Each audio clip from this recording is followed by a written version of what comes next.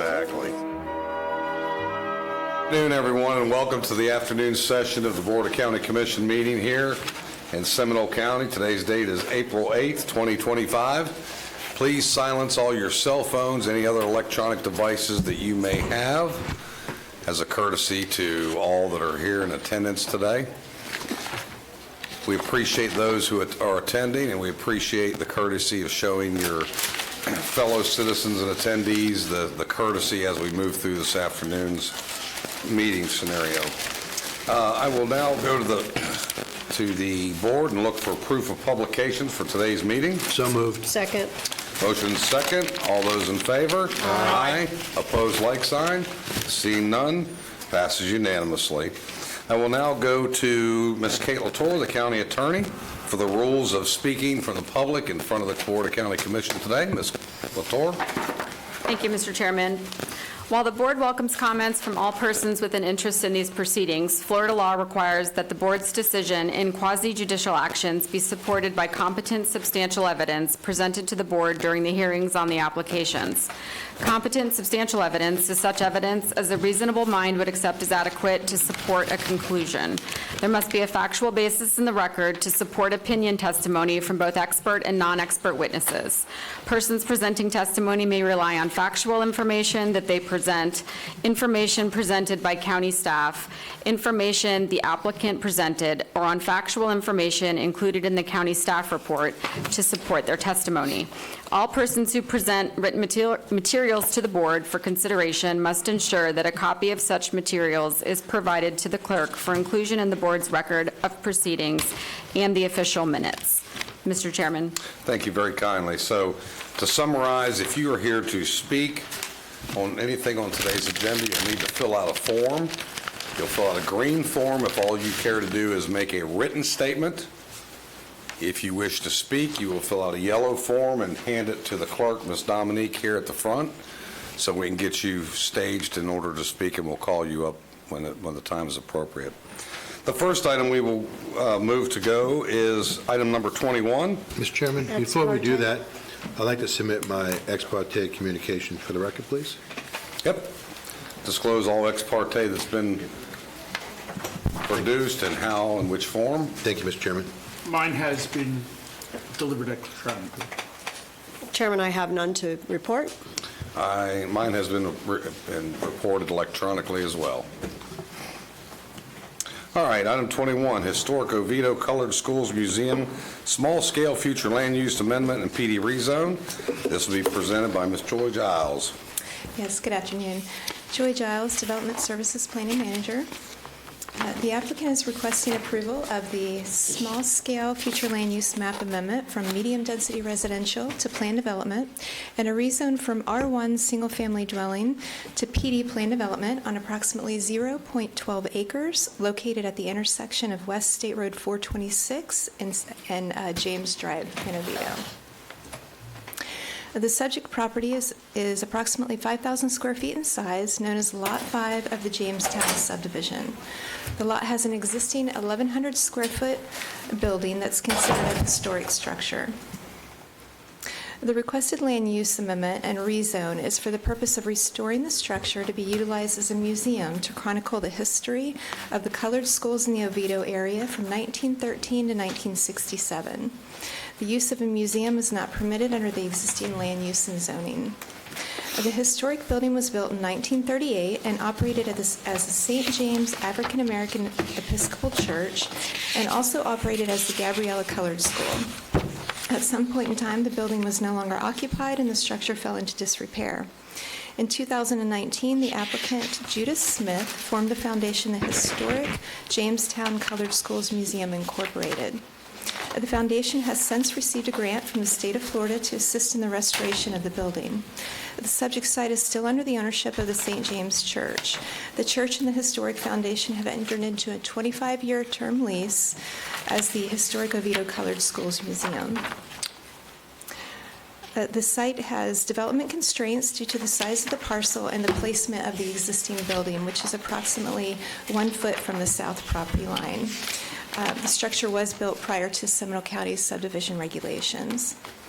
Due to the existing configuration of the building, the site is accessed from James Drive at the east perimeter of the parcel as shown on the master development plan. The site does not have the ability to provide for an on-site parking lot. Therefore, one space will be provided meeting ADA parking regulations, and the other 6 required parking spaces will be provided off-site via a parking agreement. The parking agreement provides 6 parking spaces at the St. Luke's Evangelical Lutheran Church, located at 2021 West State Road 426, approximately a mile north of the subject site. Per the executed agreement, 6 spaces will be designated for the museum's use between the museum's operating hours of Monday through Saturday between 9 a.m. and 3 p.m. by appointment only. Patrons visiting the museum must make an appointment for the tour and must have transportation for drop-off and pickup at the museum. The transportation provider will have the ability to park at St. Luke's until the pickup time. Due to the right-of-way constraints on James Drive, constructing a sidewalk along the right-of-way is not feasible.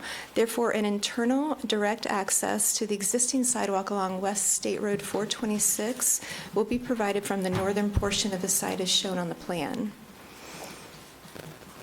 In compliance with the Seminole County Land Development Code, the proposed PD and Master Development Plan have been evaluated for compliancy with the Plan Development Review criteria listed under Section 30.8.5.3 of the Code as follows. The proposed development must be consistent with a comprehensive plan and effectively implement any performance criteria the plan provides. Staff has determined that the proposed plan development future land use establishes the maximum intensity of the site and supports the requested PD classification. The conditions of approval in the development order include defined hours of operation, a parking mitigation plan, an adequate buffering. Therefore, staff has determined that the development is consistent with the comprehensive plan. PD zoning may be approved only when it's determined that the proposed development cannot be reasonably implemented through existing provisions of the code, and that the PD would result in greater benefits to the county than that under conventional zoning district regulations. The subject site has development constraints due to the size of the parcel and the building location. Due to the unique nature of the site and the proposed use, redevelopment cannot reasonably be implemented through conventional zoning. The site does offer a greater benefit to the county. The purpose of the use of the museum is for the preservation and sharing of the history of the colored schools in the Oviedo area, and this will provide an amenity to the community. Additional criteria to be evaluated for the PD zoning classification are as follows. The PD must meet or exceed the tree preservation and tree planting requirements of the code. The provisions shall minimize transportation impacts through design elements such as pedestrian infrastructure and shared parking, and the PD shall provide a minimum of 25% open space. Staff has determined that the proposed development does meet the aforementioned criteria. The development plan illustrates a 10-foot wide landscape buffer along the north, south, and east perimeter, and a 15-foot wide buffer along the west perimeter adjacent to West State Road 426. Shared transportation parking will be provided via a parking agreement, and pedestrian connection from the site to the existing sidewalk will be provided, and a minimum of 25% open space will also be provided. Staff finds the Plan Development Future Land Use designation and the PD zoning classification to be consistent with the Comprehensive Plan and the Land Development Code. In compliance with the Seminole County Land Development Code, Section 30.49, the applicant did conduct a community meeting on March 19th, 2024. The details of that meeting are included in your agenda package. The Planning and Zoning Commission met on March 5th, 2025, and voted unanimously to recommend approval of the request. Staff requests the Board of County Commissioners adopt the requested small-scale future land use map amendment from medium-density residential to plan development, and adopt the rezone ordinance from R1 to plan development and the associated development order and master development plan. And this concludes my presentation. Thank you, Ms. Giles. Any inquiries to staff at this time?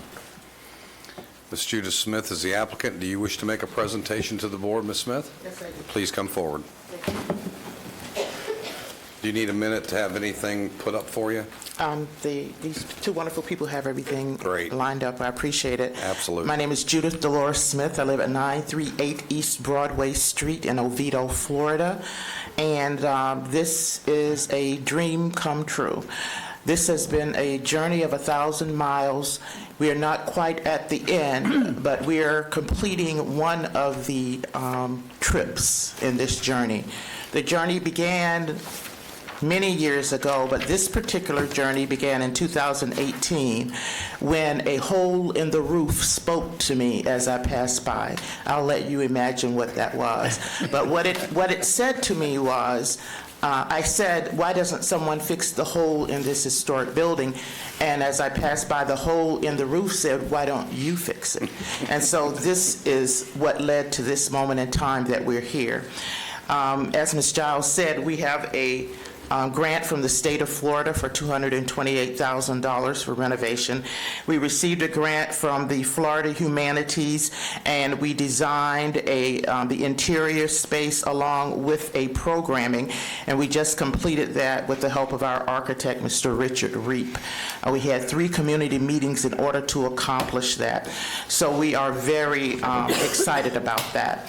And I'd like to mention again, one of the things that happened long before I ever knew that we'd be taking this path is that I wrote a book entitled A Written and Pictorial History of the Oviedo Area Colored Schools in 2001. And we gathered pictures of the 6 schools in the area. And my end goal, because Jamestown is very small and it's not going to have enough room to highlight all those schools, is to one day maybe have something within the city limits of Oviedo, but that is another dream. I thank you very much, and a lot of work has gone into this, and I've met many people along this journey of 1,000 miles, many people who have been so kind that I wouldn't have met if I hadn't taken this journey. Ms. Giles is one of those people, and one other group of people that I met because of difficult circumstances is the Seminole County Sheriff's Department. They have been very kind to us. They have been very encouraging. I talked with them maybe about a month ago, and I had a situation, and they came out immediately. So I thank them for what they have done and are still doing for us. That's the end of this, because again, I could be up here all day telling you about my project, but I have 2 videos that I think will explain it. And I'd like to say also, we have a partnership with the Riches Program, where we are gathering oral histories, and we have quite a few on our YouTube channel. But anyway, again, this is, I thank Ms. Giles, because again, this has been a difficult journey, but like I tell everyone kiddingly, that I could build a city now with what we have done. So I thank you, and thank you, Ms. Giles, for helping me with the process, and thank you very much. This is the story of the historic Oviedo Colored Schools Museum. Did you know the colored school in Jamestown was called the Gabriella Colored School? At its inception in 1918, it was part of a collection of approximately 6 colored schools within the Oviedo area: Oviedo, Colaquí, Gabriella, Wagner, Geneva, and Chiliota. To learn more, please visit our website at hocsmuseum.org. Thank you.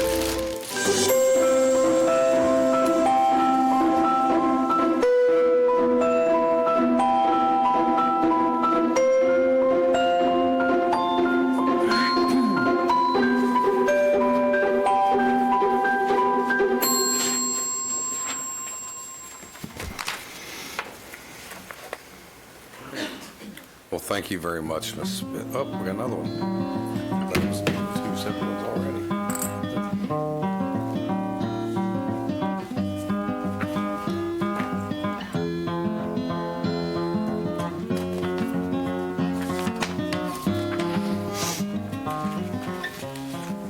So I grew up very much enmeshed in the colored school system because I was always helping my mom with her papers and things of that sort. And again, since she was an educator, we were always involved in things, going to meetings with her.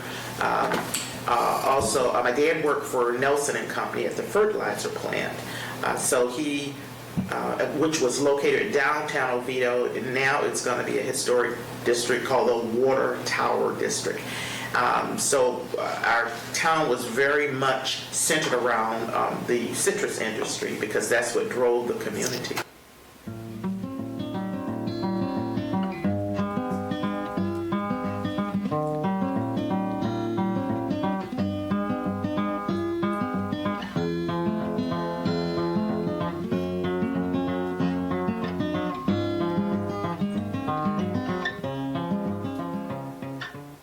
As a kid growing up, we were the baseball capital of Central Florida.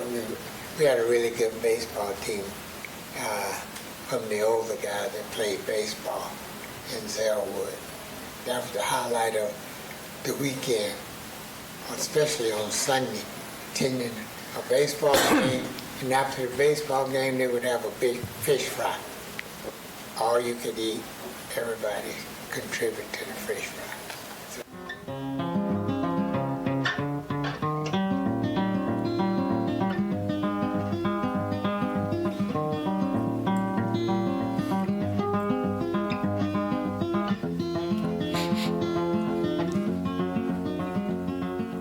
Some of the other fond memories, school lunches were always home-cooked meals, and they were the best food on earth.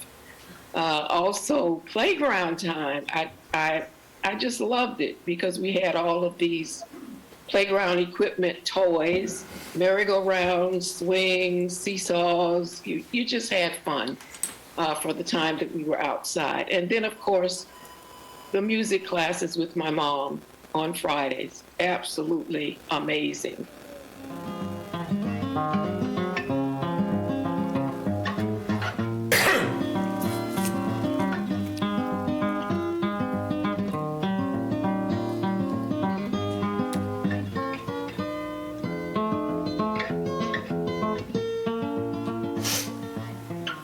Yeah, it was just mostly oranges and celery. And that's all people did, pick fruit and cut celery. And when my grandfather had his, he had some of the high school students to come in and work after school so they can have extra money or whatever. And after that, after everything started getting so big, he didn't do celery and thing anymore because, he was just a small farmer and they were big farmers with the Wheelers and the Evans and, different ones at that time. But that's what everybody started doing, picking fruit and, working on the farms out with celery and whatever. Yeah, but we all grew up here and knew everybody and whatever. So this is my home, and I guess this is where I'm going to stay. I'm not going anywhere else. And this street, Avenue B, used to be Tyson Street. Oh. Because Mr. Johnny Tyson had a store right down here where the church is. Oh, okay. Okay. Yeah, he was the first black grocery store here in Oviedo, as I remember. Yeah. Okay.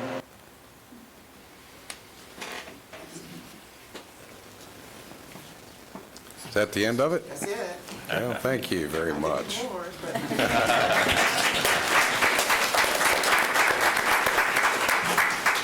Great presentation, good history lesson. Thank you, Ms. Smith. All right, let's go to public input and participation. Do we have any speaker forms on this matter? Yes, sir. We have one speaker, Bill Hyde. Mr. Bill Hyde, if you'd come down. And while you're coming down, I was given a written public comment form on this matter from Richard Reap at 2707 Chelsea Street, Orlando, Florida, 32803, that says, I'm in support.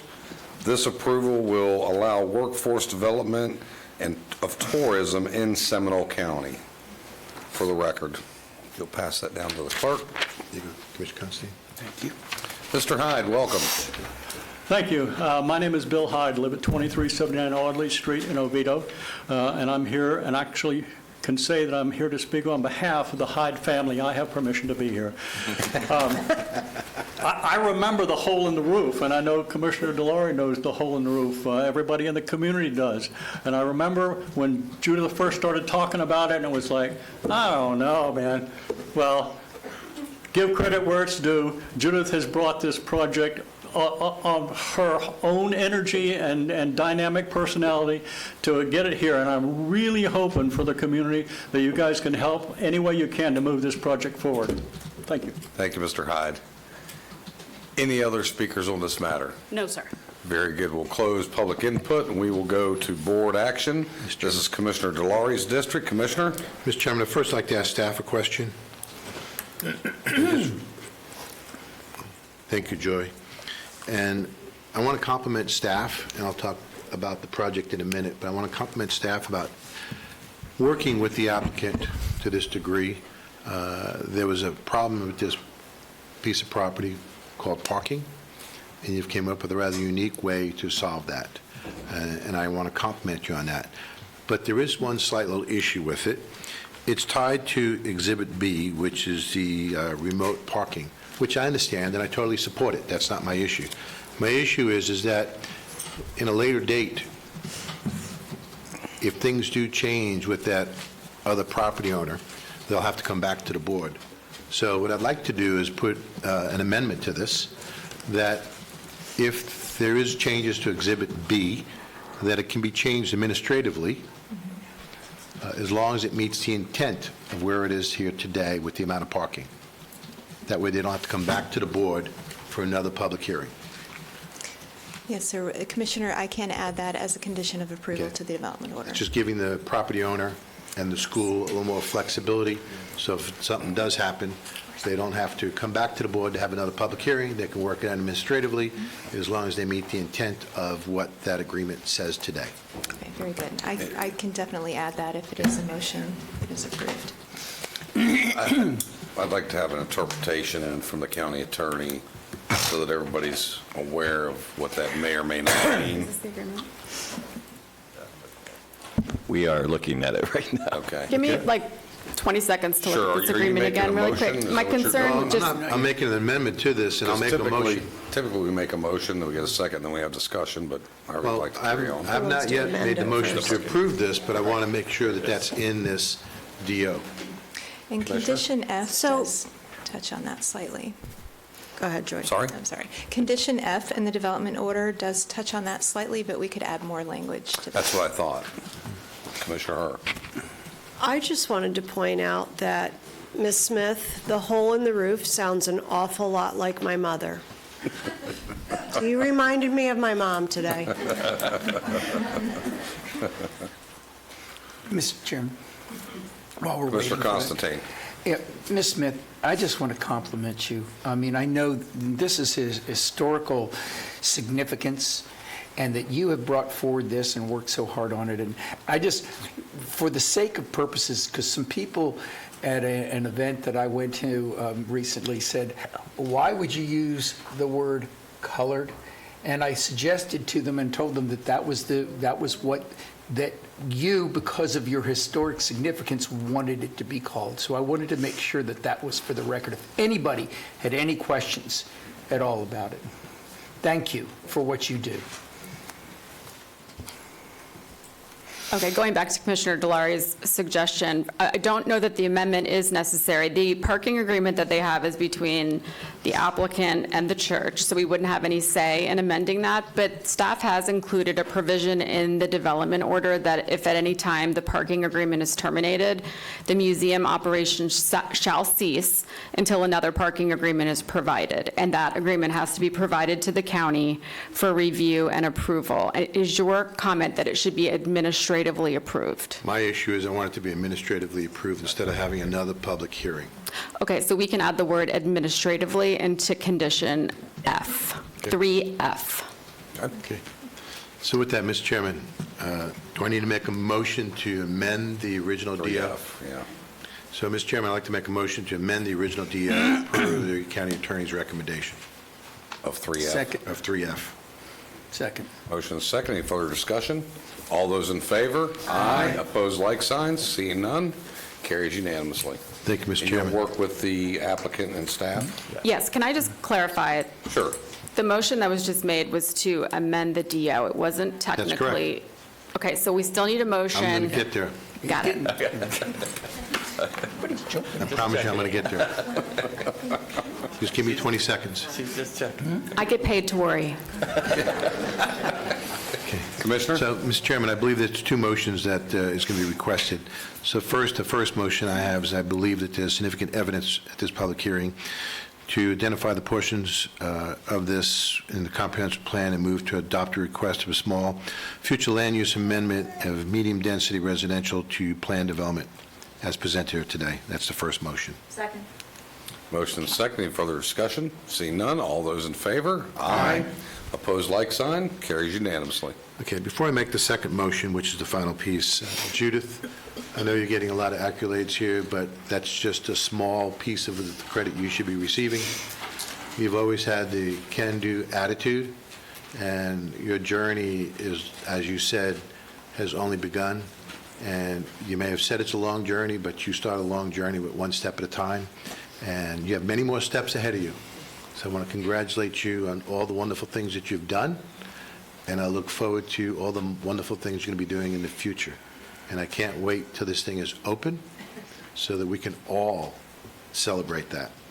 So with that, Mr. Chairman, based on the staff's finding and testimony and evidence received here today at this public hearing, I find a request and identifies the portion of the Seminole County Land Development Code move to adoption of the request of the rezone from R1 single-family dwelling to PD in associated development order and master plan development as presented here today and changed. Second. Motion is second. Any further discussion? Seeing none, all those in favor? Aye. Opposed, like sign. Seeing none, carries unanimously. Congratulations, Judith.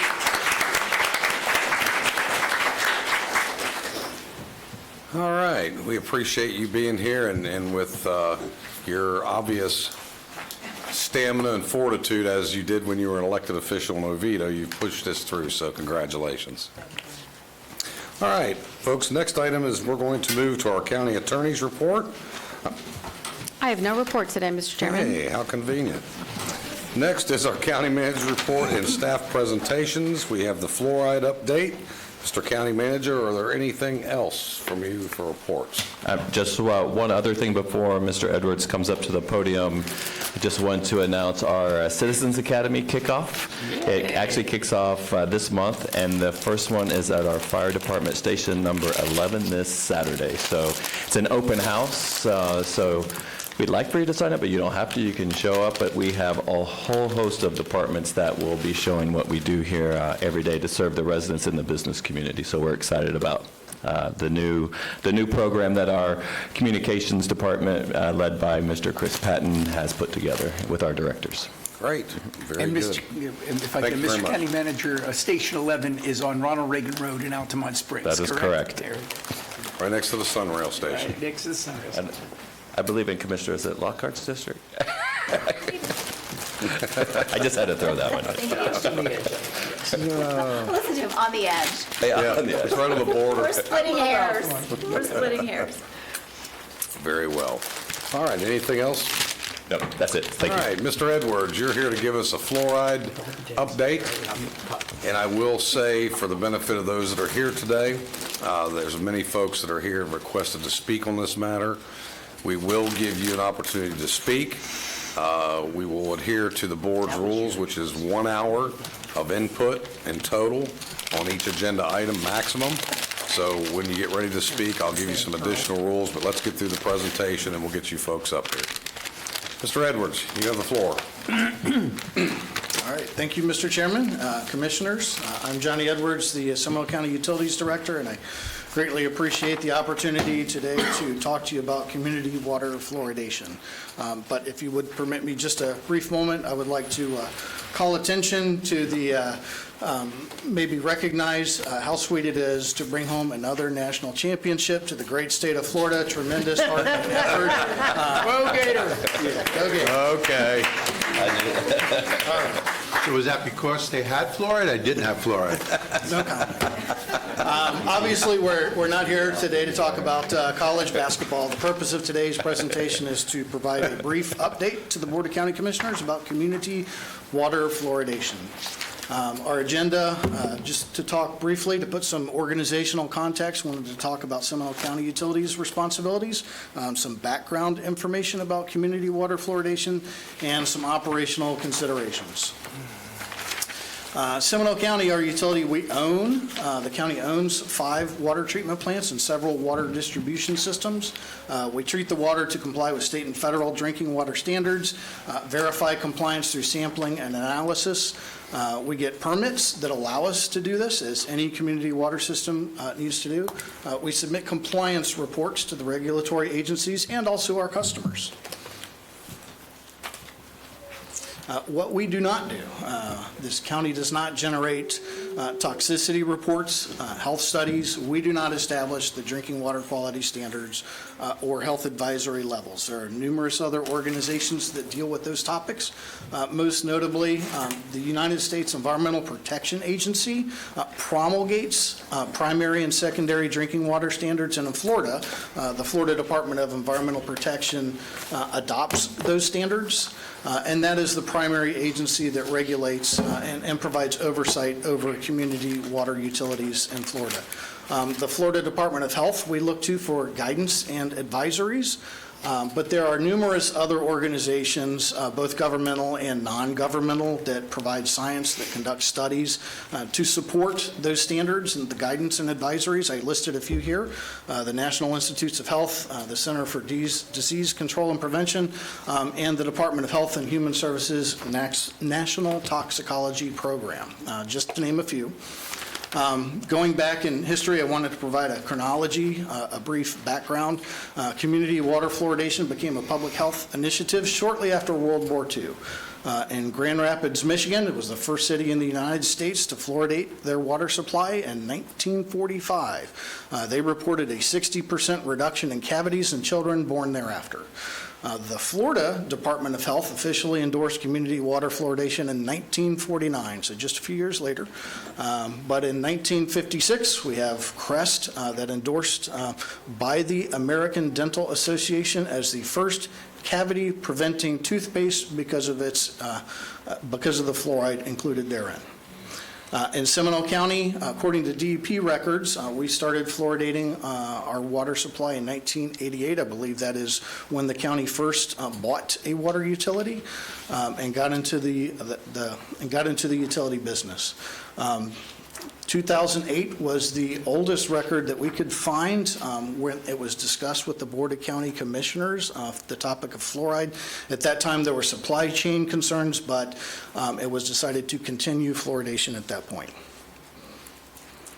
In 2015, the Florida Department of Health responded to federal changes in federal guidance by lowering the fluoride recommendation in water from 1 milligram per liter to 0.7 milligrams per liter. And the concerns noted for that change revolved around fluorosis, staining of teeth, bone deformities, gastrointestinal problems, and concerns with joint pain.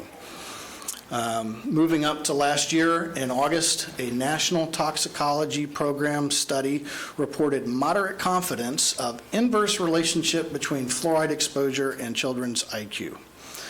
On the heels of that release of that report, a federal court in California finally ruled against the U.S. EPA, citing substantial and scientifically credible evidence establishing that fluoride poses a risk to human health, and the judge ordered the U.S. EPA to regulate that unreasonable risk. Shortly thereafter, in November of last year, the Florida Department of Health revised their guidance. It now recommends against community water fluoridation, citing numerous studies worldwide and associated risk resulting from total fluoride dosage and risks of lower IQ in children, increased risk of ADHD, decreased child inhibitory control and cognitive flexibility, increased child neurobehavioral problems. The American Dental Association and the CDC continue to advocate and put press releases indicating their support for community water fluoridation and list studies that indicate it reduces dental caries in children. I had to look up dental caries. Apparently that means tooth decay. That's the scientific term. The CDC, interestingly, some recent changes at the federal level. I read last week, I think it was, that their oral health division has been eliminated. So changes at the CDC. I also read that Health and Human Services, as recently as yesterday, is convening a task force to review the use of fluoride in community water systems. And EPA, in response to changes in the administration and the court ruling, is also reviewing their standards. I spent a lot of time trying to look at the science that's available out there. There's very differing opinions.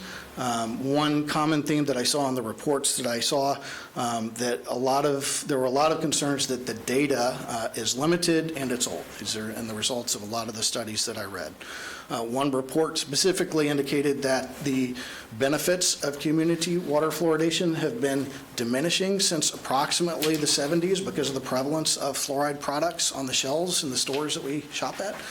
Specifically, you can find fluoride in toothpaste, mouthwash, gels, floss, varnishes, drops, chewing gum, and bottled water. One of the concerns that I've read numerous times is maybe the adverse impact on the lower income segments of the community due to the availability of fluoride if community water fluoridation were to be stopped. I went to my favorite superstore recently, just wanted to look for myself. What is on the shelves? Lots of varieties, lots of manufacturers, lots of products. Every single toothpaste on the shelf indicated that it contained fluoride. I took a picture of the least expensive, normal size tube of toothpaste. It's got the ADA stamp on it. It indicates it has fluoride. Looks cost effective. Several Florida utilities, since the change in the Department of Health policy, have stopped community water fluoridation. Notably, close to home here, Longwood and Lake Mary voted in February to stop community water fluoridation. I believe those were both unanimous votes. A couple weeks ago, I read that the state of Utah is the first state in the country to ban community water fluoridation. In Tallahassee currently, there's a Senate Bill 700 that's been moving through committees that would effectively ban community water fluoridation. Their utility groups are working with the legislature to change the language to make it maybe less open to varying interpretation, but that would be the net effect of that legislation.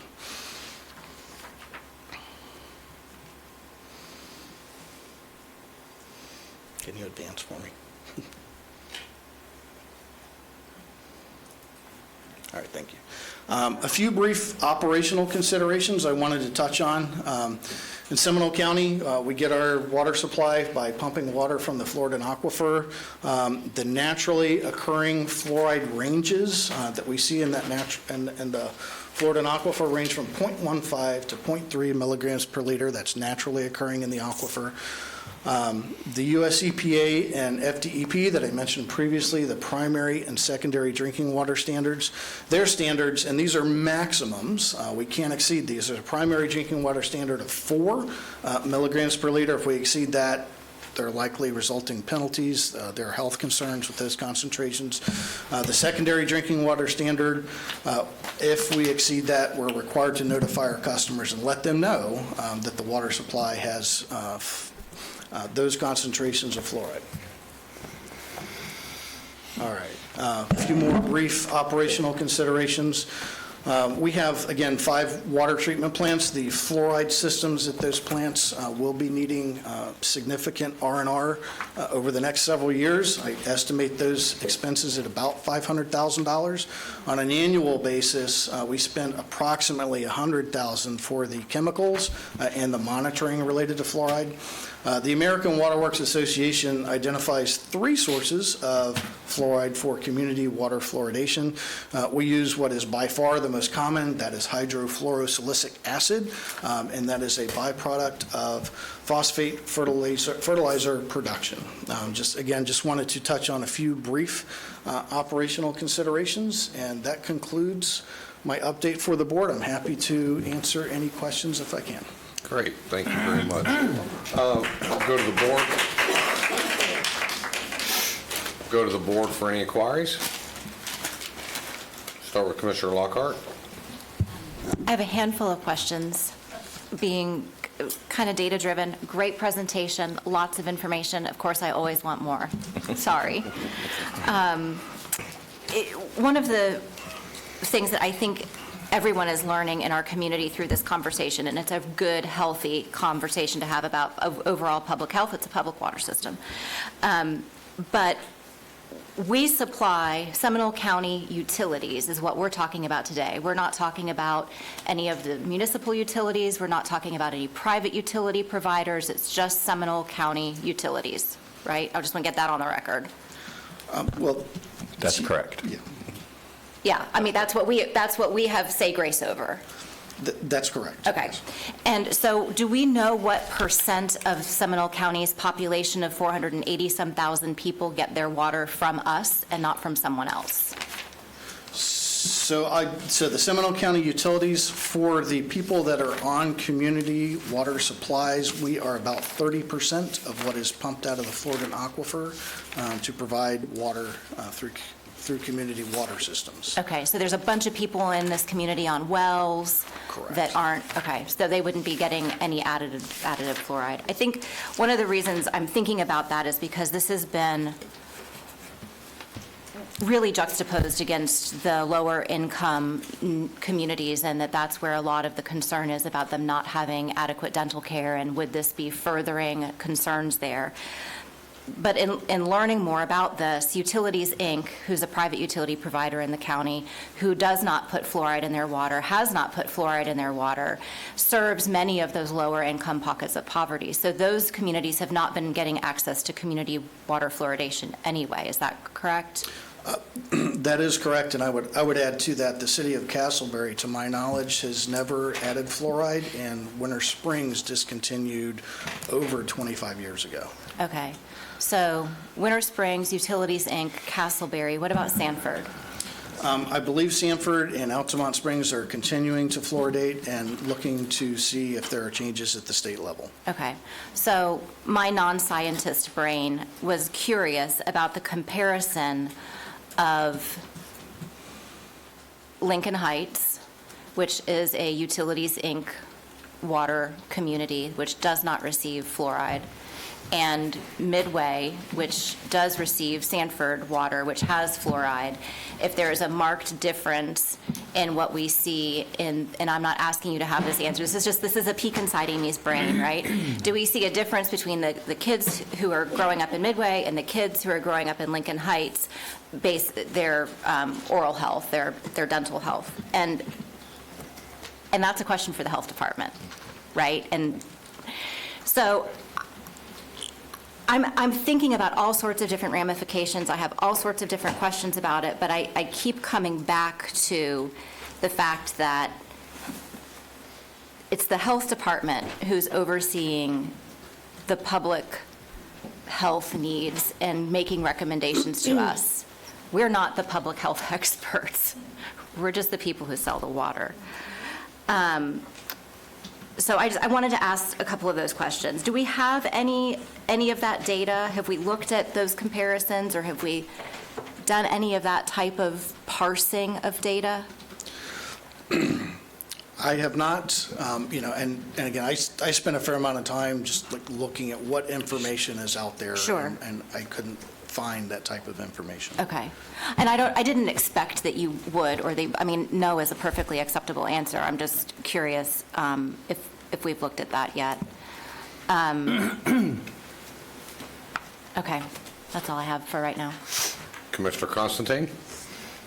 I think we have a lot of people on both sides of this issue that are here to speak, and so I'm willing to listen first. Commissioner Valari. Thank you, Mr. Chairman. First of all, Johnny, thank you and your staff, if you had any assistance from your staff, so thank you for the research. I mean, it's quite obvious that this was needed back in the day, whenever that day was, and you went back to World War II times. I would think that we would have updated it back then, since then, but we haven't. You also said that the county started using it in 1988, correct? That is according to DEP's data. They track Was it. there a vote by the county commission or by a board to do that? I don't know. We did work with commission records to try to find that kind of information. We could not. Okay. Sorry to hear that, but okay. I mean, as many people we do hear from, and we do hear a lot of people talking about this, as many people as you hear for it, you'll hear maybe even more people against it. And I, for one, for all the information that I've seen, all the additional products that are being put out there with fluoride, I don't know why we're continuing this. I really don't. But if we want to continue to process this, we can, but I'd be one to help try to remove this from our water supply right now. Mr. Chairman? Commissioner Herr. It was probably a year and a half ago, I asked how much this is costing us, and I've had an interest to get rid of it since then. Quite frankly, I think absent of absolute proof that it's not dangerous, we need to remove it. And the fact that if you want to think about the potential of harm in the impoverished communities, think about the potential of a neurodiverse child in an impoverished community and the inability of that parent to advocate for that kid. And I can't fathom it. And I've lived that life, and so take it out. And I would love to make this motion when it's time. So my perspective on this, thank you, Commissioner Herr.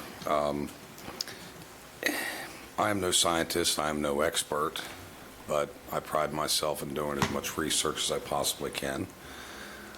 I put this in the category of evolving science from the standpoint of there was a time and a point in history where this was good practice, proper practice, based on the science at that time.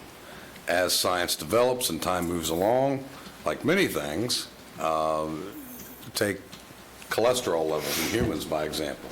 At least to my knowledge, in my day, it's changed 3 different times. Yours is way too high, by the way. Actually, it's actually too low, believe it or not. But I eat a lot of chocolate. And so we have to be open-minded enough to understand that as time goes on and science develops, we're going to learn by default newer things or more things about what's happened. It's just like the dioxane, 1,4-dioxane that we've been talking about. You know, the EPA had certain levels, and now it's becoming an issue, and science is determining that it's something we need to look at, you know, closer in our water supply.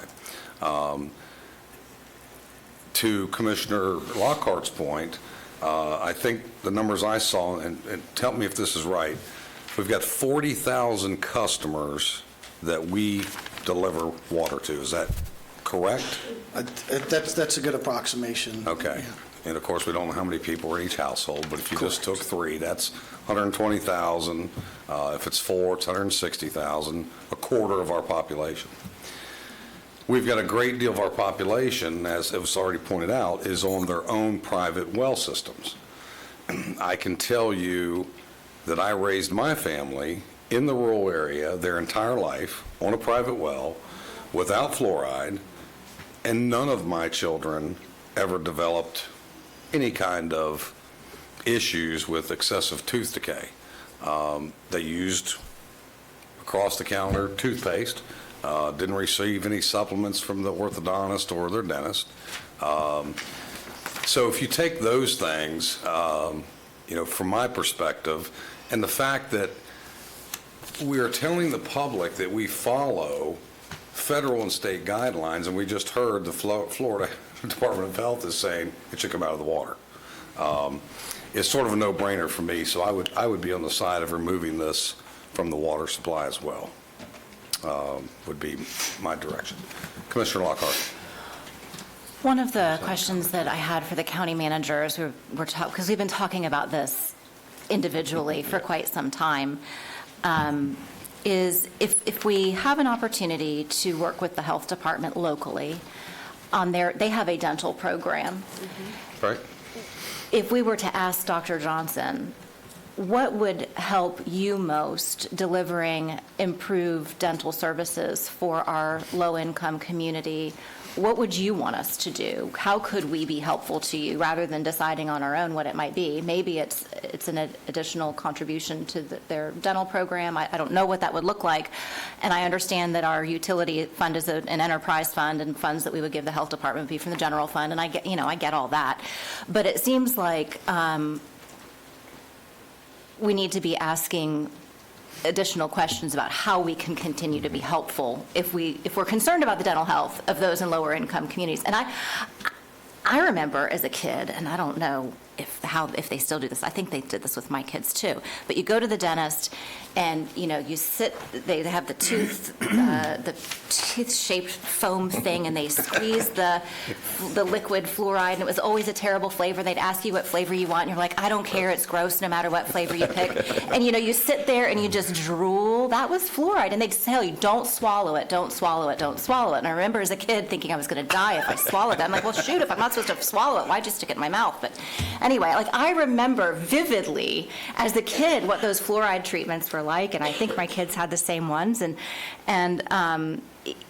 if there are kids in our community who need access to that dental care, albeit gross, as memory serves, let's talk about how we can help doing that other than having everybody have to have it in the water. And so I don't know, Mr. Gray, if you had a chance to talk with Mr. Johnson or not. And thank you for that. And as I've spoken with all of you on several occasions regarding this, but that was an interesting proposal that Commissioner Lockhart brought up to me. So I thought, and to answer your question, no, I have not talked to Mr. Johnson about this, but I think it's something that we could. We have our upcoming budget work sessions with our outside agencies coming up next month in May, and I thought I could start working with him and that he could make that a part of his presentation to the board, what the current program is, what he has, and if there are any requests that he is making from the state to maybe expand his dental program that he has. Right. So I could definitely make that request to him. Well, to my recollection, the last report we received, they talked a great deal about their dental program. Yes. That we were already funding. Yes. Helping fund, correct. But if you just look at it from a practical standpoint, I think the numbers we just saw, $100,000 worth of material and $500,000 worth of O&M on equipment, $600,000 buys a lot of toothpaste and buys a lot of health care maybe through the health department. So maybe that's a way to look at it. Commissioner Herr. I really don't want to go down, I think that's a conversation for the budget discussion. I don't want to go down the path of assuming, with lack of data, that there's a need to start handing out free toothpaste. Sure. Or whatever it may be. The dental health is about taking care of your teeth, just like physical health is about eating the right things, drinking the right things, moving your own body. This is about personal responsibility. What I don't want to do, I think Commissioner Lockhart's suggestion of if we're creating a gap, filling the gap, we need to know that there's a gap, but I don't simply want to assume, in case Dr. Johnson is listening, Mr. Johnson, whichever it is, we don't have $600,000 that we're handing over to increase the dental program. That's not, I think, where we're going. Sure. But if there's an identified gap, and it would have to be identified through data, then maybe. And I don't disagree. That's a totally different conversation. That sounded different to me. Than today. No question at all. Mr. Chairman, the only thing that I like... Mr. Laurie. Thank you, Mr. Chairman. The only thing I'd like to add is, Johnny, the one thing you didn't talk about is that back in the day, in 1988 or even earlier, not many people drank bottled water. Now today, there's more and more people drinking bottled water. So if there is fluoride in the water, more and more people using what they're getting out of they're purchasing from other sources and not our source. So that's another piece of the equation as well. Because I can tell you how many times you go to the grocery store and you'll see people leaving Publix or whatever supermarket you go to with cases of bottled water. And there's a lot of people doing that. Commissioner Lockhart. And of course, now they're saying we're not supposed to drink anything out of plastic, right? Because then we have microplastics, and it's the equivalent of eating like 15 credit cards a year or something. I don't know. Yes. Reverse osmosis. Does that remove fluoride from the water, do we know? I could have Googled that probably and not bothered you to ask. Yeah, This came from the street I'm not from the fountain. positive of it. So I mean, is this something that we would look to try to remove the natural fluoride? Is that? No, I'm thinking if there are people in this At home. community who don't want fluoride in their water, and they live in an area where the system is putting it in whether they like it or not that reverse osmosis is an inexpensive solution, but would that remove it? Would they have the ability to control it at their point of entry with a reverse osmosis system? Yeah, I honestly don't know about the home filtration, like the capability of removing fluoride. I can find that out and get back to you. Okay. My quick survey of constituents when I ask, do you drink your tap water or do you drink bottled water? And almost without exception was, we drink bottled water. We use our tap water to make coffee or tea or Kool-Aid and things like that. But, right, we drink bottled water. So, that's the input I've had. Well, before we go to public input, is there anything else? Google says yes. Google says yes? Google says yes. Put them on our oath, let's get them up here. So I do have a question for the county attorney, if I may. Well, here's my question. It sounds like by the dialogue that I'm hearing up here in the dais, there is a majority of the commissioners that desire to remove fluoride from the water supply. Is that a fair analogy that I'm hearing up here? That's what I'm hearing. Before we, folks? But, Mr. Chairman. Hold on. But, Mr. Chairman, yes, I think I can read and account numbers, but I also think that there are people here that want to speak on it, both pro and against, and I think that's a lot more important than just us deciding before we listen to the citizens. I'm sorry, but I just believe that very strongly. And I think you've jumped ahead of where I was going, but Okay. I hear you loud and clear, but I haven't got there yet. Okay. Commissioner Lockhart, did you have something? Only that I think it's important that the public knows that we have received hundreds of emails on this topic, so this will not be the first input we have had from the community. Right, correct. Right, exactly. Both for and against, by the way. This is remarkably like COVID. All of you have your own scientific sources that are accurate and support your position. Well, folks, please do not yell out. You'll get your opportunity. Please Mr. Chairman? have proper decorum and respect for the process, if you would, please. Commissioner DeLaurie. The question I had for the county attorney is very simple.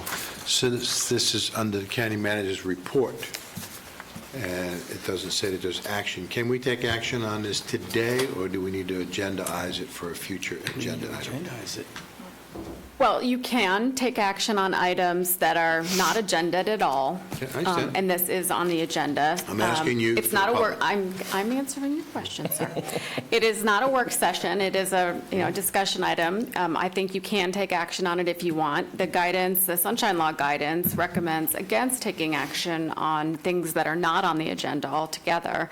There may be a concern that maybe because this is a discussion item, that part of the public wouldn't think you would vote on it today, but I can't predict what everybody's thinking. But the short answer is you can take action on it today if you wanted to. Okay. Any other questions for the attorney? Seeing none, we'll go to public input. So here's how this works, everyone. 3 minutes per person. We will call those that are first in favor of keeping fluoridation in. If you've got them sorted, you have too many to sort, you just want to call them one at a time. One at a time. Okay, we'll just call you up one at a time. Here's my ask to all of you. This is your time to have 3 minutes to tell us your concerns. If a speaker before you has already said almost the identical same things that you're about to say, please show some compassion and courtesy to your fellow speakers. Once we've heard it once or twice, we don't need to hear it 25 more times. We're going to limit this to a maximum of 1 hour of input. Once that hour has expired, I will come back to my board and ask for direction. So please as compassionate as you may be on the topic one way or the other, please give us your input, but limit it to something that has not already been indicated or stated here today. Would be very helpful for the process. So let's call the first three, please. Nicole King, Cindy Jury, and Jay Jury. Doesn't matter. Come up one at a time. Tell us whether you're in favor or against. Please try not to be repetitive. Name and address for the record. So my name is Nicole King. I reside at 25822 Pinehurst Street in Sorrento, Florida. I am against fluoride. Good afternoon. My name is Nicole, and I'm a registered nurse in the Central Florida area. I wanted to thank you for bringing this topic up. Being proactive versus reactive is always the right thing to do. Today I'm here as a concerned citizen who opposes the continuation of fluoride in the county's public water systems, because when we know better, we do better. As a registered nurse, we have a moral obligation and duty to speak the truth and provide factual evidence when educating our communities. So where I may have many feelings on this subject, I am here to provide some facts about the dangers of fluoride in the public water systems. Fluoride was deemed by the U.S. National Research Council as a neurotoxin back in 2006. Fluoride has been deemed a medical intervention typically prescribed by a physician. Natural occurring fluoride is not what is being added to the public water systems. As you heard, it is a toxic byproduct. Where chlorine is treating the water, fluoride is treating the people. Adverse health outcomes are widely documented when discussing fluorosis. Fluoride toxicity can occur when unregulated amounts of fluoride are consumed through one's body. Does boiling water remove fluoride? The answer is no. Does toothpaste bottles contain a label for poison control to be contacted if ingestion occurs? The answer is yes. The main focus is how removing fluoride will affect our community's teeth. Meanwhile, over 90% of the world does not use fluoride. Fluoride is described as healthy for the prevention of cavities. However, like we've previously discussed, so is access to healthier food, dental care, and safe, clean drinking water. Continuing fluoridation in the public water system is being done without the consent of your communities, which equates to a lack of informed consent. Once the treated water leaves the public water systems, you cannot in good faith measure how much your communities are taking in. And despite all the facts that I just presented, at the end of the day, removing one's choice to bodily autonomy and their right to medical freedoms should be the county's main goal. Who better to take this gentle advice from than a registered nurse who worked during an entire pandemic and saw firsthand what happens when you take the rights away of the individuals. Thank you. Thank you. Next. Mr. Chairman. Sure. Commissioner Lockhart. As folks are giving their address, if they know who their water provider is, it would be super helpful if they could say, I'm a Seminole County utility customer, or... Right. Thank you, because that was what I was getting ready to say was, Okay. Please tell us whether you're a Seminole County water customer. Okay. After you've given your name and address. I still want to hear what you have to say. Yeah. Just curious about the additional data. Okay. My name is Cindy Jury. I live at 408 South Virginia Avenue in Sanford. I have Sanford Water. My doctorate is in child development. I would make note of the fact that the American Academy of Pediatrics still supports fluoride in public water. I will tell you from my personal experience, having worked with Migrant Head Start in parts of the state where fluoridated water was not available to our children, we saw extensive issues with dental issues. Migrant Head Start provided dental care for our children, so we were, able to track this. But it's fascinating to me because I know since coming and living in counties like Orange County and Seminole County where fluoride has been provided, I've seen nowhere near that level of dental involvement. We see children who have dental issues in school. This has impact on them. We see that dental issues can be a complication with later health issues as well. I think we need to be listening to informed science. And while I do understand that there are reports that were cited in the utilities director's presentation, I would also say that there has been a very strong growing anti-science movement against fluoride that is very also closely linked to what we are seeing with the anti-vaccination campaigns, that we now have measles, which was once basically eliminated in our country, now reoccurring in Texas. I think we need to really and truly look seriously at this. This may be an issue that the state is going to make the determination for us, regardless of what we as a county think. But I would really strongly urge the county to really seriously consider before you take the step of removing fluoride from the water on behalf of the children in our community who are, their parents may choose to buy toothpaste for them or not, but it's one of those where in the long run, our children are our future and they deserve the best.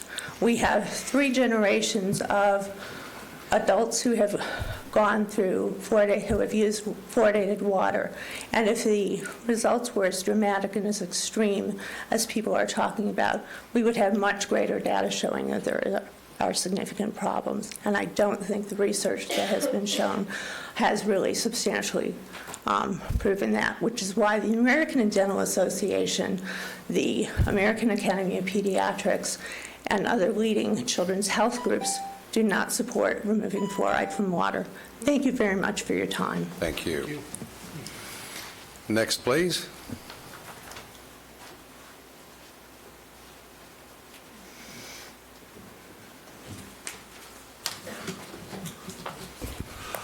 Good afternoon, Commissioners, and I want to I think it's Commissioner Lockhart for the popcorn. I appreciate that. And I don't think that's going to contribute to tooth decay. So anyway, my name is Jay Jury. Cindy Jury's husband. I reside 408 South Virginia Avenue, Sanford. We do get our water from the Sanford Water Utility. However, I'm very concerned about the county overall. County health has been a concern of mine ever certainly since I've lived in Seminole County. What I want to do this afternoon is make reference to something that Mr. Edwards brought up in his presentation, which was the decision of the state of Utah to discontinue fluoridation in their water supply. The American Dental Association put out a statement in response to that decision, and I'm not going to bore you reading the whole statement, but I've got about 2 sentences that I think speak to the concern. According to Brett Kassler, Doctor of Dental Science, who is the president of the American Dental Association, the most common chronic childhood disease is cavities. We know that when community water fluoridation stops, it's the children and the most vulnerable of our communities who suffer. We urge legislators and voters across the country not to make Utah's significant mistake and instead to trust credible data and science, which shows that ultimately fluoridating community water is safe, effective, and helps prevent dental disease. And the only thing I will add at this point to that formal statement is that, as my wife alluded to, dental health, oral health generally is not really the only consideration here. That what happens with people's teeth and what goes on in their mouths is very directly linked to their overall health. Cardiac conditions are something that have been looked at with regard to poor oral hygiene. So there's that also to be taken into consideration. And it's not, the ADA statement talked about children, so did my wife. I'm sure others will as well, but there are also other people. I'm a man in my mid-70s, but I'd still like to keep the teeth I have left. And it's been also shown with some of the studies that toothpaste and mouthwashes alone are not adequate to that, and that the minimum standard of 0.7 to 0.75 fluoride added to the drinking water is really about the most beneficial overall. So again, thank you for your time this afternoon. Thank you. The next 3, if you get those queued, please. Ms. Dominique. Nicole Owlett, Leslie Kirschenbaum, and Casey Ashbrenner. All right, if you folks would be on standby, we'll get you through here. Hello, Good My name is afternoon. Nicole Lett. I live up the road, 1417 South Oak Avenue. My water comes from the city of Sanford.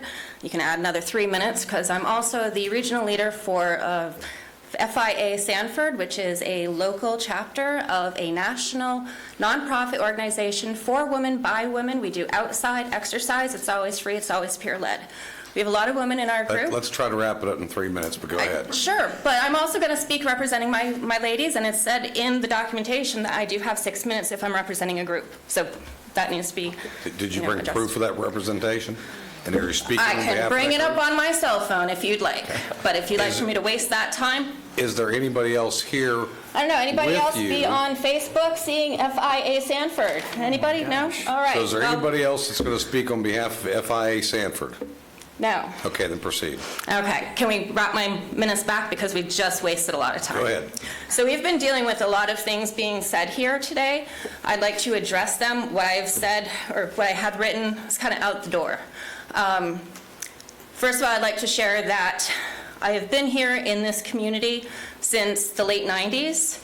I have, as a medical massage therapist, as a holistic health coach and consultant, I have helped people in our community overcome a lot of health issues. I have been studying natural health for over 30 years. I have cured cancer in some of our community members when the hospitals could not. 20 years ago, I became the first person in the history of the state of Florida to take a patient from just points away from hospitalization for lead therapy or for lead poisoning to trace-free. When the Florida Health Department called me up and asked me what the doctor did, and I said the doctor followed protocol, which is absolutely nothing, and they'd retest in 30 days, they didn't believe me and they called me a liar, because what I did is I looked to nutrition and I used the chelation and just simple biochemistry in the diet. So as I'm up here, I'm not just talking because, oh, I saw something on Facebook or I saw like the trend. I'm up here because I'm seriously concerned about the water that we have, what we're exposed to. Nobody's mentioning how when we put that water in our mouths, when we're brushing our teeth, it's going directly under our tongue. It's immediately being absorbed because it's sublingual. It goes right into our blood supply. Nobody's talking about how when we get in the shower, we're absorbing it through our skin. When you go out to eat and you order soup, there's fluoride in your soup. In 2017, the National Scientific Committee made a statement on NPR. You can go into your phone, you can find it on NPR. They made a big statement because all of our ethics have been based on former ways in which we have funded our studies. We no longer go for studies funded for the public. We now go for studies that are funded for the profit of the results. Our science is not what we think it is. I'm hearing people making comments that are completely unfounded. For fluoride? I'm sorry, I don't want fluoride in my foods, in my water. I don't want to have to take it when I'm taking a shower. You're taking away my ability to consent. Since I was a child, I have made all the choices that I could make. I was raised on a farm that was certified organic. I've done organic foods my entire life. I've done my own health.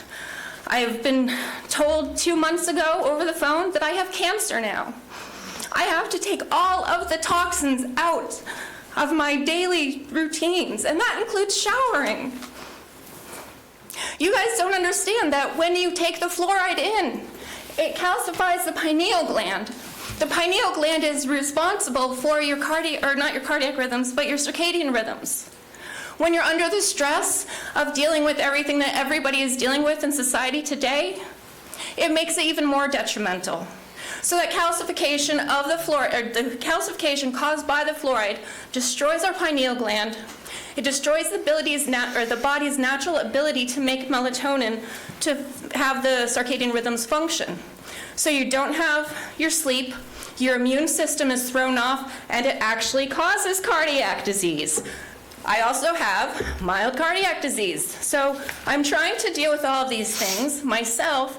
I'm trying to remove all of these toxins out of my diet, which is already mostly organic. I can't filter it out of my air. I rely on you guys to take it out of our water system. You are taking away my ability to have consent over what goes into my body. You are taking away my ability to make choices for my own medical decisions. When you're talking about these kids that, oh, their parents don't want them to have fluoride, so they're not buying them the fluoride toothpaste, but sure, let's take away parental rights and force that fluoride into these kids. That's insane. We forgot to take the time to do the Pledge of Allegiance when we started this meeting today. I hope that we don't forget the rights that we have as citizens of this country. Because my religion involves my body as my temple, and it is a violation of that when we continue to force neurotoxins and known carcinogens into our children, our family members, and our citizens. So there's so much more that we need to consider, and I strongly, strongly urge you to remove the fluoride from the water system. And thank you for listening to me, because another thing, we have people in my group that have elderly family members, and those that have dementia, the fluoride is affecting that, and it's making it worse.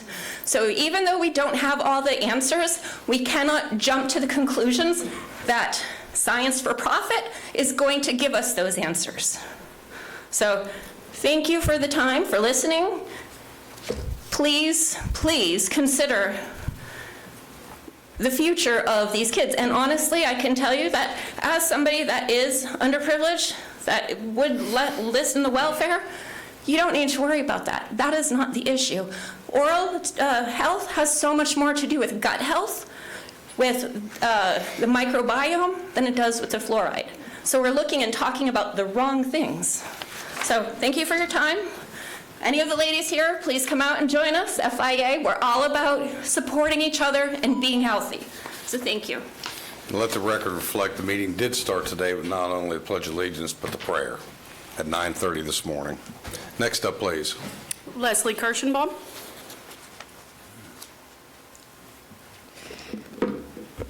Good afternoon. My name is Leslie Kirschenbaum. I reside in 110 Cedar Point Lane, Longwood, Florida, 32779, and I am a Seminole County resident. I use sunshine water that does not use fluoridation. I'm here to urge us to rethink a decades-old practice, adding fluoride to our water. While it's been sold as a dental health necessity, emerging evidence and common sense suggests it's time to stop.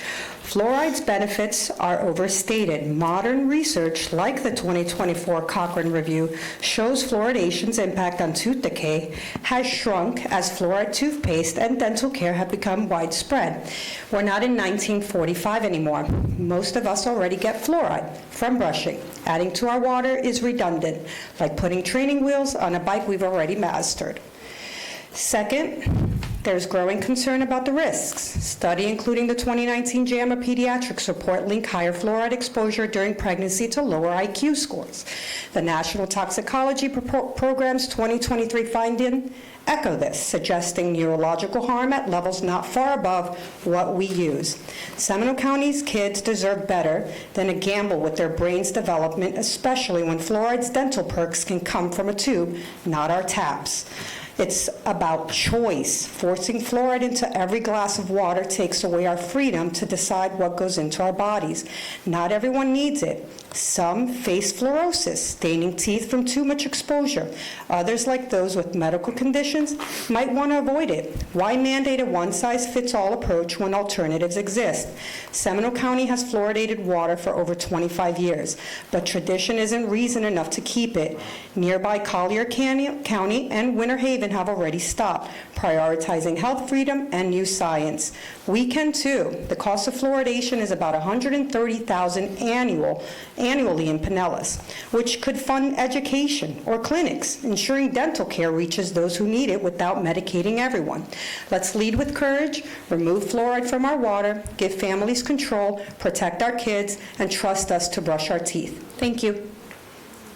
Thank you. While we're calling the next one up, I've got 3 written forms I will read for the record. One is Heather Startup. Comment is, please do not get rid of fluoride in Seminole County's water. Evidence shows it is not cost-effective way to support our children's dental health, which is vital for overall well-being. Next is Robin Jones. Please remove fluoride from the water. Next is Jean Barwicks. I do not support the use of fluoride in the water. It is the toxic agent, and I was given the opportunity to, it says I was not given the opportunity to make a decision to have fluoride or not. For the clerk, please. Next speaker. And please, just a reminder, please do not try to repeat what's already been said, and try to keep it on the topic of fluoride in or fluoride out of the water system. Thank you. Hi, my name is Casey Ashbrenner. I live in 541 Whitetail Trail in Chuliota. I am on a well, but my kids go to Seminole County schools, which means they're getting fluoride at school. And most parents know that when you have little kids, they don't brush their teeth before they have teeth. When they're really little, you give them unfluoridated toothpaste because of risk of swallowing it. So prior to brushing your teeth at 3 with fluoridated toothpaste, kids are only getting fluoride in utero, from drinking water, up until then, and through the food that they're getting prepared with water in your house, depending on where you live. So studies have shown that those kids are benefiting from the fluoride in water because they're not using fluoridated toothpaste from in utero, before even being born, up until 3 years old. There was a study in Alaska that checked kids who were exposed to fluoride in their tap water and then fluoride out of their tap water, because they removed it in 2007. And the kids, once that happened, the average went up to 1 more cavity per year per kid. This was a study of kids that were on Medicaid, so they could see what the difference was, and the incidence grew. What we know is that when you have too much fluoride, it causes mild dental fluorosis, and that's fine pearly white pearl lines and flecking on the surface of the teeth, and it causes the tooth enamel to be pitted or discolored. So if our community was having a big incidence of too much fluoride in the water, we would know it because our dentists would be contacting the health department, and they'd be telling them that they see a huge problem in the water. The other thing I wanted to say is, Mr. Zembauer, you said that most people are drinking bottled water. Well, that's if you're affluent enough to have it. So a lot of kids whose parents might not be affluent, where they get bottled water, are only drinking the tap water, and that might be where they're the only place they get fluoride where that would benefit it. I actually have a friend who has 5 kids and their teeth are a mess, and she didn't have, in this day and age, there are still people who don't know the importance of teeth brushing and making sure their kids' teeth get taken care of, and the only way that their kids get fluoride was through the drinking water. And then one of the last things I wanted to say is that the gentleman who came up and gave the presentation at the beginning of this cited a study, so I pulled up that study. And that study is a study of 74 other studies. And in the 4th paragraph, it says, of the 74 studies, 52 studies were rated high risk of bias, and 22 were rated low risk of bias. So that study in and of itself has been criticized by other people as being not a good study. You're out of time. Thank you. Next speaker, please. Elizabeth Lenz, Joe Flaherty, and Carol Hinshaw.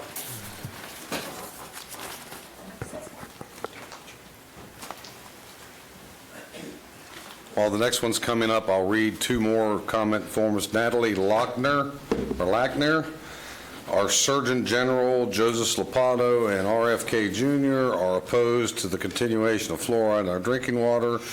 There are claims that fluoride lowers IQ levels, increases the risk of neuropsychiatric disease in children. I agree and hope you will as well. Rita Hoffman, fluoride does not need to be in our water because it's dangerous chemical and a neurotoxicant that reduces, I can't read, intelligence in children, like toxic meth, like bad mercury and arsenic. This is documented in medical journals, Lancet Neurology. If fluoride is in our city water, we are battling it, and it's being absorbed through the skin, so drinking filtered water is only part of the solution. the clerk. All right, yes, ma'am. Good afternoon. I'm Dr. Elizabeth Lentz. I'm the Senior Scientist for Population Health Programs at the American Dental Association, and I serve as their fluoride subject matter expert. But today, I am here as a public health dentist. And your address for the record, please? Oh, sorry. My address is 4750 Cove Circle, and that's Madeira Beach, Florida. Okay. But I used to live in Altamont Springs. Oh, good for you. Yeah. But today, I'm here as a public health dentist. I've practiced for over 30 years, and I'm a longtime Floridian.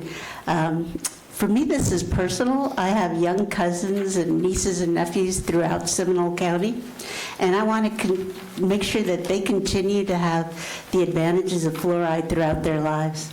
My 3 brothers and I spent our early years in Illinois, and we're now in our, which is 90-something plus percent fluoridated. We're in our 50s and 60s, and none of us have ever had any cavities. And I think that's true for a lot of us growing up in this generation. And just as a side note, all of us have doctorate degrees. My oldest brother actually has 2. So I just don't think it's it's really affected by IQ.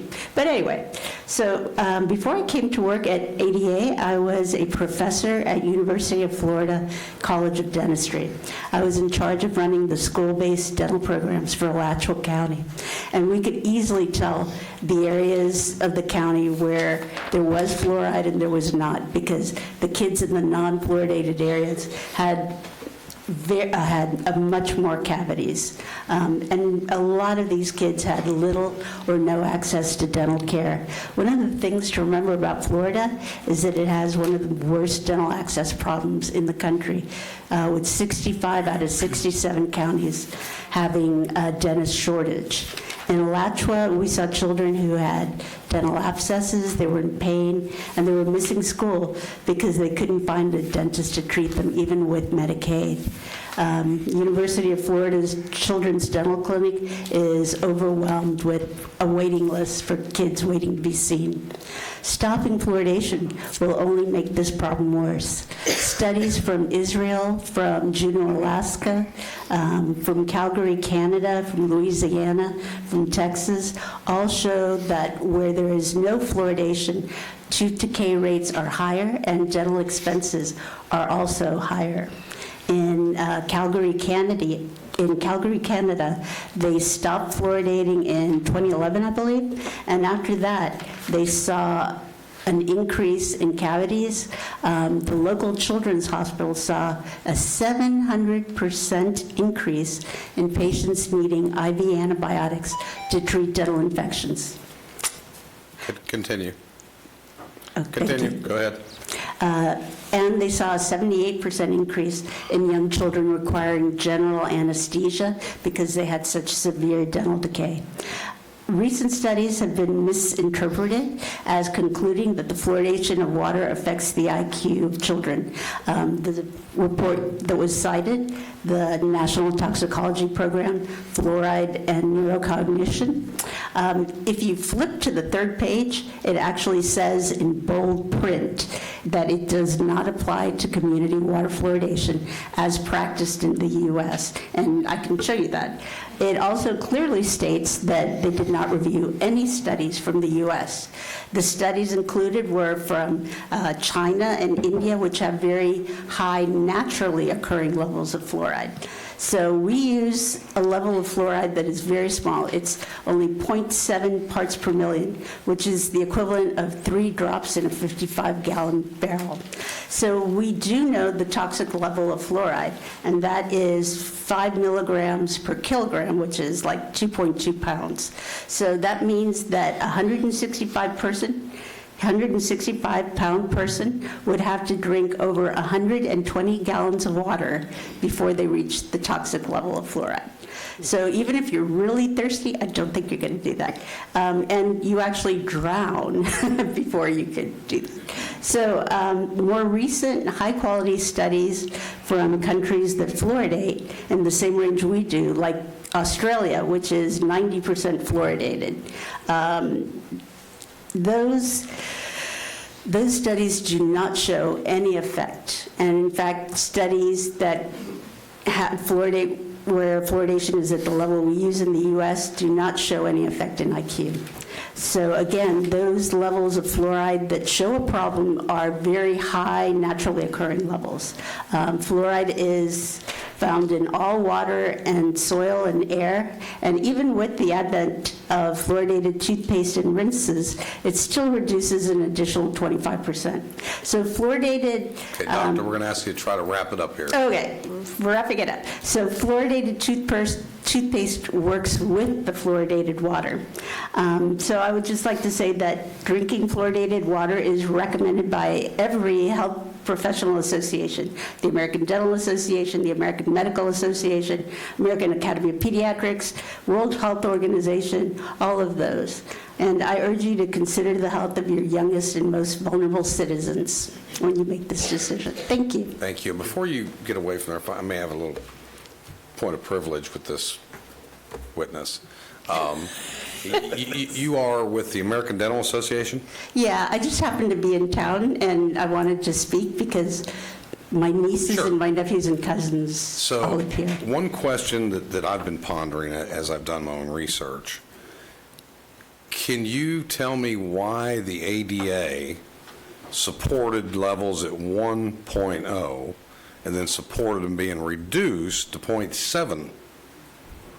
Yes, I can tell you that. I'd very much like to know that. So, like and this happens in Australia as well. So they were fluoridating at a range, and basically they thought that people that lived in colder climates were not drinking as much water, and so they would need less, so they would need more fluoride, right? And so people who were living in southern climates where it was much hotter, who would be drinking more water, would need a lower amount. But with the advent of air conditioning, and everyone's in their air-conditioned cars and houses, and that kind of flattened out. And so that's why they changed it from a range of 0.7 to, I believe it was like 1, she dropped it to 0.7. Right, okay, thank you very much. Next speaker, please. Joe Flaherty. Next speaker, they're not coming forward. Carol Henshaw. Just give me a minute here. While she's coming up, I'll read a written comment from Julie Ann Reckner, it looks like. I would support getting rid of toxic fluoride in our tap water. Thank you so much. Yes, ma'am, please. Am I the last to speak? Oh, I don't think so. Get out of here. Thanks for the popcorn, guys. What a nice surprise. Not unless y'all get real carried away. I'm Carol Henshaw. I live at 660 Lake Worth Circle in Lake Mary. I'm also, thank goodness, on the Library Advisory Board. Thank you, Commissioner Constantine. And I'm enjoying this appointment very much. As we can see, there is a huge diverse opinions about this situation, just like every other thing that's happening in this country, that's from way out here to way down here. And what I say is not going to change anybody's minds. But somebody mentioned the other day, what's the role of government in supporting and protecting citizens? Let's look at the Declaration of Independence and the Constitution. We hold these truths to be self-evident. Certain inalienable rights, life, liberty, and the pursuit of happiness, ensure the domestic tranquility, promote the general welfare. How can citizens enjoy these rights without ensuring the health and well-being of each person? I believe the government's role is to set standards for health to enable people to enjoy other rights. We can't be happy if we can't enjoy good health. Number one, I am 4 weeks in recovering from complete left hip replacement. And my surgeon followed the safety standards set by Joseph Lister in 1865 to ensure that his patients would not die from infections. It took 20 years for American doctors to support his beliefs. And I'm sure that Commissioner Constantine's mother is happy that she's recovered with no infection. I'm recovering with no infection. That's medical science. And I do not want us to go back to the dark ages. So let's not make a knee-jerk decision about fluoride. If you're concerned about chemicals in your water, read a book called Tomato Land. You will never eat another tomato grown in the state of Florida. They fumigate the soil before the plant's in. They continue to fumigate the plants after they're growing, so they come out bright and red. So don't get me started on the food issue. In any case, I am concerned that we are starting to move back into the dark ages when it comes to medical science and our health. And the fluoride issue, somebody has already mentioned, I believe is an issue for the haves and the have-nots. People who can't afford to go to a dentist for fluoride treatments, those people, the teeth will rot out. Right. People who can afford to go to the dentist, they can preserve their pearly whites. Ma'am, if you could wrap it up. And thank you. I am for keeping fluoride. I'm 83 years old. My generation benefited from fluoride in the water. Thank you. Hope the dentist will get mad. Jessica Tillman, Tara Miles, and Cindy Holler. Okay. If y'all would come forward and please try to be cognizant of the 3-minute rule.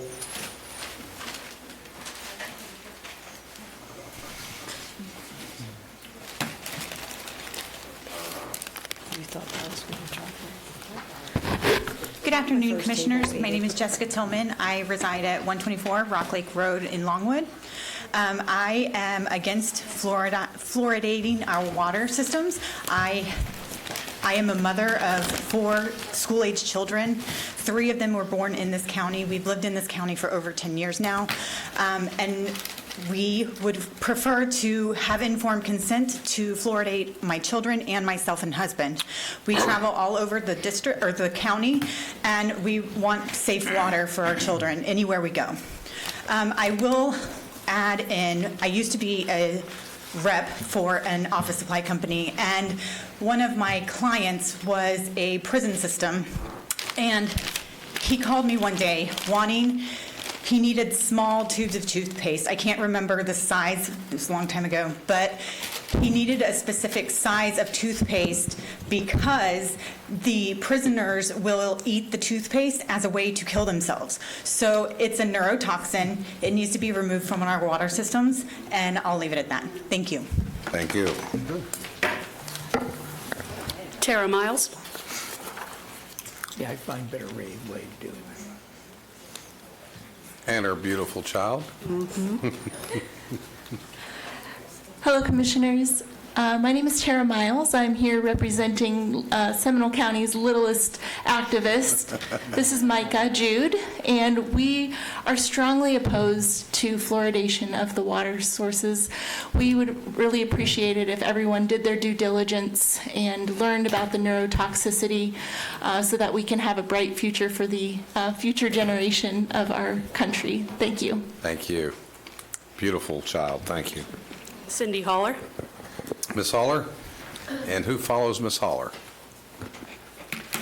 Robin Jonas, M. Evans, and Celeste Terry.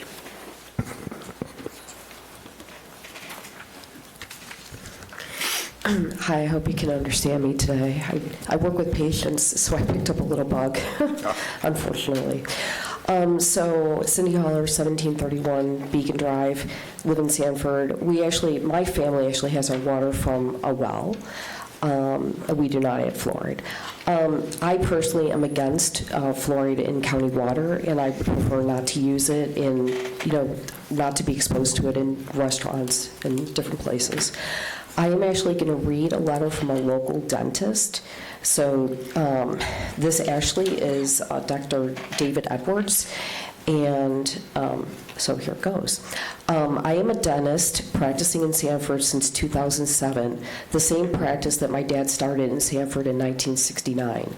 I have long been wearied of the risk of water fluoridation and strongly oppose its presence in our water community, in our community water supply.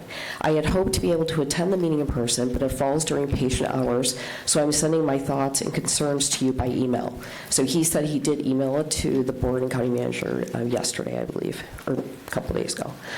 Below is an excerpt from the recent U.S. federal court ruling against the EPA where water fluoridation was deemed an unreasonable risk to the health of children, to which the EPA will be forced to regulate as such. The court finds that fluoridation of water at 0.7 milligrams per liter, the level presently considered optimal in the U.S., poses an unreasonable risk of reduced IQ in children. The court finds there is an unreasonable risk of such injury, a risk sufficient to require the EPA to engage with a regulatory response. One thing the EPA cannot do, however, in the face of this court's finding is to ignore that risk. Furthermore, the Cochrane Collaboration, a globally respected organization for evidence-based reviews, recently published a comprehensive review that found no significant difference in cavity reduction between fluoridated and non-fluoridated water systems. This undermines the longstanding claim that fluoridation is an essential measure for improving dental health. Additionally, over the past 2 decades, at least 10 studies funded by the National Institute of Health have demonstrated a concerning link between fluoride exposure and reduced IQ in children. These studies further validate growing concerns about the neurotoxic effects of fluoride, especially on young developing brains. I believe the evidence strongly supports ending fluoridation of our water supply. The U.S. federal court ruling on its toxicity in children should be sufficient cause alone. The Cochrane Collaboration review shows questionable efficacy, and it is a significant expense to the county when it is widely and inexpensively available in topical forms should people choose to use it. However, people should be allowed to make that choice for their health themselves. And I just wanted to add that I've been listening to all the comments. I find this a very interesting discussion. So thank you for your time. Thank you. Robin Jonas. How many more speaker forms do we have? More than 15 minutes. A think little we're over gonna have to 15. extend it. Okay, well, we're going to have to I'm going to make it really quick. ask people to try to make it as quick as possible because we're running up on about a 15, 20-minute deadline before we're going to end this. Yes, Perfect. ma'am. I'll make it quick. My name is Robin Jonas. I reside at 765 Whipping Crane Court in Sanford, Florida, and we use Seminoles water. I'm here today for myself, my family, and people that don't have a voice. I want you guys to really reconsider having this in our water because, well, for a lot of reasons, but it's not an essential nutrient. Our kids do not have to get it through our drinking water. They can get it, and like you were saying, through the dentistry, and we do have the health department if kids need a place to go to get dental care. So I think that we should be sending them there and not making everybody get that in their water if they so choose. You also made, Ms. Lockhart, you made the comment about reverse osmosis, and yes, it does take it out, but it is a very expensive option, and some people can't afford that.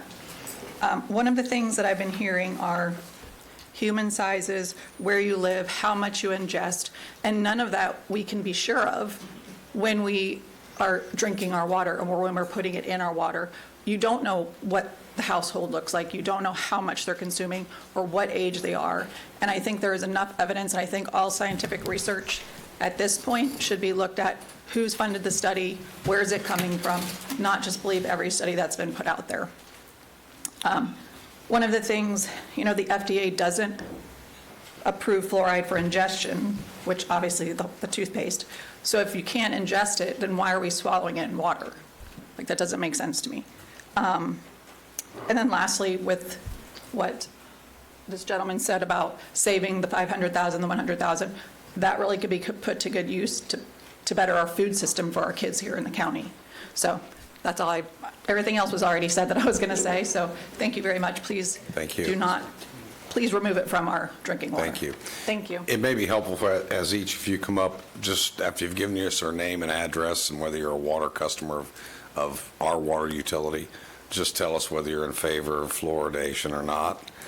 If you want to add more, that's fine, but we're going to run out of time for some of these speakers, so please come ahead. Who's next? Hi, I just want to say thank you for the opportunity to speak. I am Celeste Terry. I live at 7718 Scottwood Drive in New Orleans, Louisiana, and my water supply is Orleans Parish.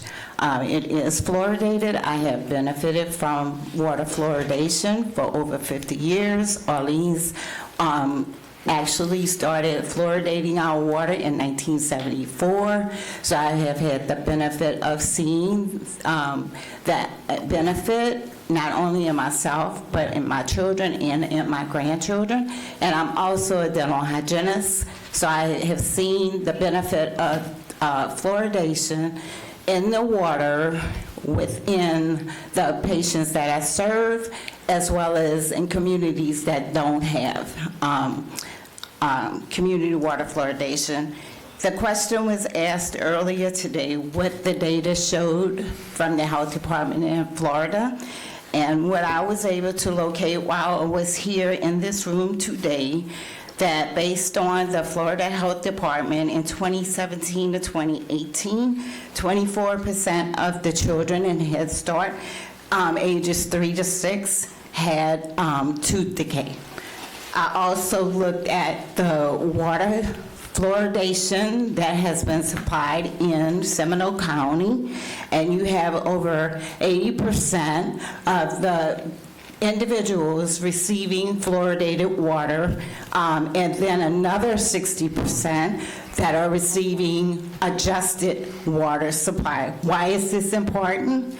Because the data in your county is also showing that 45% of the children that are from 3 to 6 years of age have tooth decay, and those in Head Start had incidence of decay at 32%.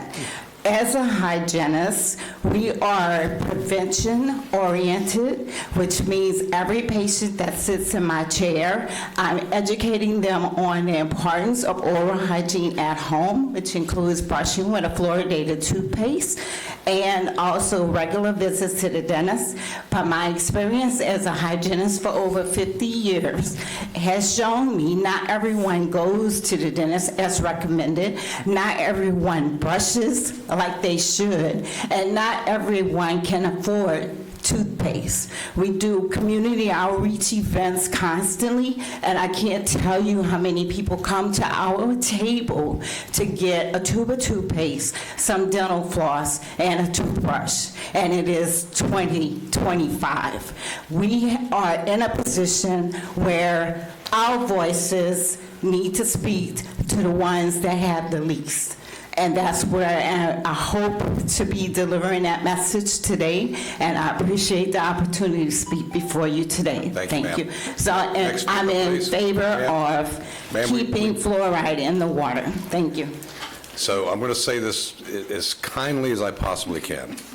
I would sincerely appreciate, out of respect for the speakers that have yet to come, if you can shorten it up and tell us exactly whether you're in favor, not in favor, and if there's some study that you want us to know about that we haven't heard about today, tell us and try to make it short, because I want everybody to have the opportunity to speak. So please go ahead.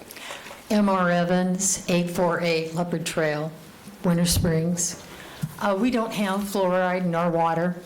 I vote for getting rid of the fluoride in our water. At the same time, I think we should make the effort to make sure that, as people have mentioned, that people get toothpaste and toothbrush, and we can figure out a way to do that with $500,000.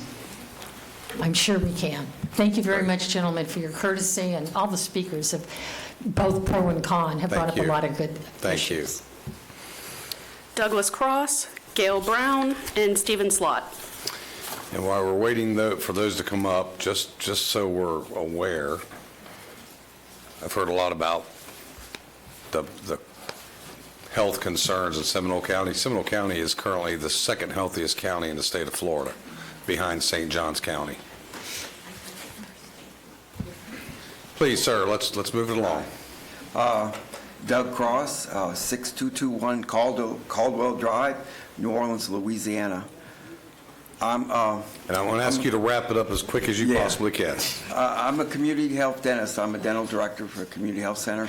I've worked in public health for 43 years. I have a lot of patients from different sections, some that have drank fluoridated water, other communities that don't have fluoridated water, and there is a significant difference in the amount of cavities in those patients. My patients are all pretty much all low income. They, like Celeste said, they have difficulty in even buying toothpaste. Louisiana is at the bottom of oral health. You know, sir, I'm going to ask you to wrap up directly what we're doing in our community, not necessarily what's happening. Well, what I'm going to in New say Orleans. is we're at the bottom of oral health, and we have one of the lowest fluoridation rates in the country. If you want to be that way, remove fluoridation, and you will see an increase in decay. I can guarantee that. And you'll end up spending more money to take care of that decay than you would to fluoridate the water. Thank you. Thank you. So we're going to switch gears here real quick. How many speaker forms do you have left?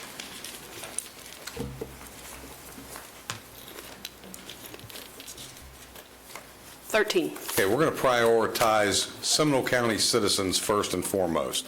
So if you'd call the names, call them out.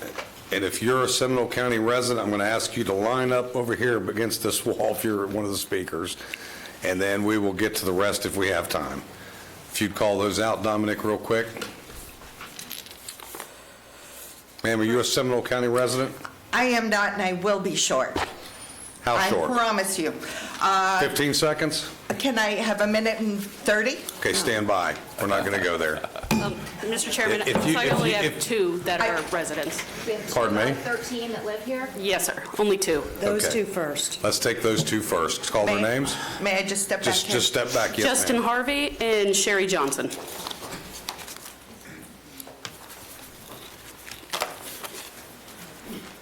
Mr. Harvey and Ms. Johnson. Good afternoon. Thank you all for having me. My name is Justin Harvey, 1025 Hamlet, Seminole County resident. I'm a little shocked at how many people are here, not from here, but either way, I think enough risk has been illustrated here. Thank you all so much for your comments. Common sense, personal choice, personal freedom, that is the way to go. So thank you so much for that. Let's see, let's just skip all this. People think there's dental benefits. Great. I think there's benefits to aspirin. We can't force it on people. End of story. Risks to the whole body. If it's good for your teeth, great. But we've got brain, thyroid, kidney, and bone problems. The Florida Department of Health and the Health and Human Services has advised against water fluoridation, calling it public health malpractice and, quote, insane. We now have the CDC has announced they are going to be recommending no longer promoting water fluoridation, with the EPA also going to reassess their guidelines. 30% of the state was on well water for decades. So I'd just like to point that out. The sky is not going to fall, folks, if we stop. Sky didn't fall in Winter Springs, and Castleberry's doing great. In closing, I do just want to read something from the Castleberry website and an email from the Winter Springs city employee. On the Castleberry website, it read, "No, the city of Castleberry does not add fluoride to drinking water. There have been many studies on the effects of fluoride, some good and some bad. Too much can lead to discolored teeth, bone brittleness, and even cancer." They go on to talk about how there's many other ways to get it from toothpaste and mouthwash, and primarily the topical benefits are where it's at. We shouldn't be ingesting it. Winter Springs employee told me there has always been a lot of public opposition to fluoridation, and the consensus was that the public would rather have a choice of consuming this product in their dental products rather than have it blanketly added to water. We don't have to make this about teeth or even fluoride, like I said. This is personal freedom. Thank you for not deferring to the state. Thank you for being willing to make a decision quickly, and thank you, and let's remove water fluoridation. Thank you. Ms. Johnson.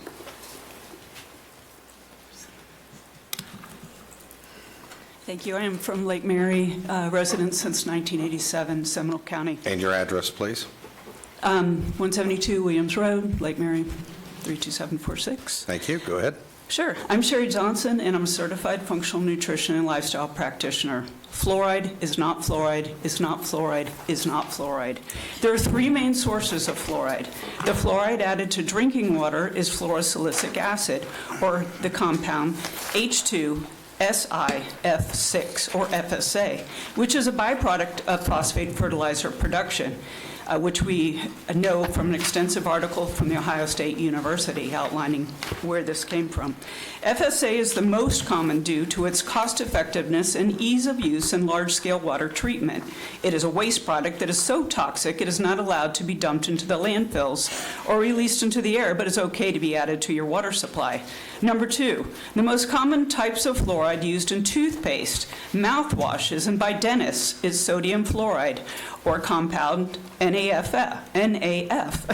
Number three, fluoride naturally present in groundwater is typically in the form of calcium fluoride, or the compound CaF2. This occurs when fluoride minerals dissolve into water from rocks and soil. As you can see, there are many types of fluoride. The most toxic is FSA, which is added to our water supply. If dentists use the same fluoride on their patients, they would have to apply it to people's teeth wearing eye, face, skin, and respiratory protection. Their patients would need the same protection. Yes, it's that toxic. OSHA warns that exposure to fluorosilicic acid, or FSA, can cause severe lung damage and burns and excruciating pain. There is a skull and crossbones on the packaging for fluoride.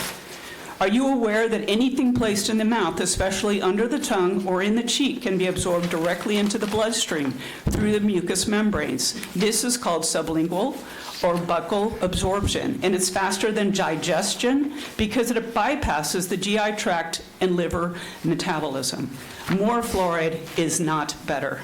It is obvious fluoride is toxic. There's no informed consent to add it to our water supply, and people are not deficient in fluoride. Thank you so much for the conversation and for your agreement in getting rid of it. I appreciate it. Thank you. Dominique, are there any more Seminole County residents on any of this form? No, sir, not in this stack. Okay, this lady is here. Come on up. You will be our last speaker for this topic. Oh, boy, the pressure. I thank you. My name is Gail Brown. I live at 17 Liberty Street in Concord, New Hampshire. My water system is the city of Concord, where I drink award-winning water that is fluoridated and wins an award every year from the Centers for Disease Control. I also drink your water when I have the pleasure to be here visiting. So just remember, a lot of us do come and also imbibe in that water. I'm going to make just 3 short statements. I promised him, and I will live up to that. Number one, I know you all know fluoride is naturally occurring. We don't agree on what that means.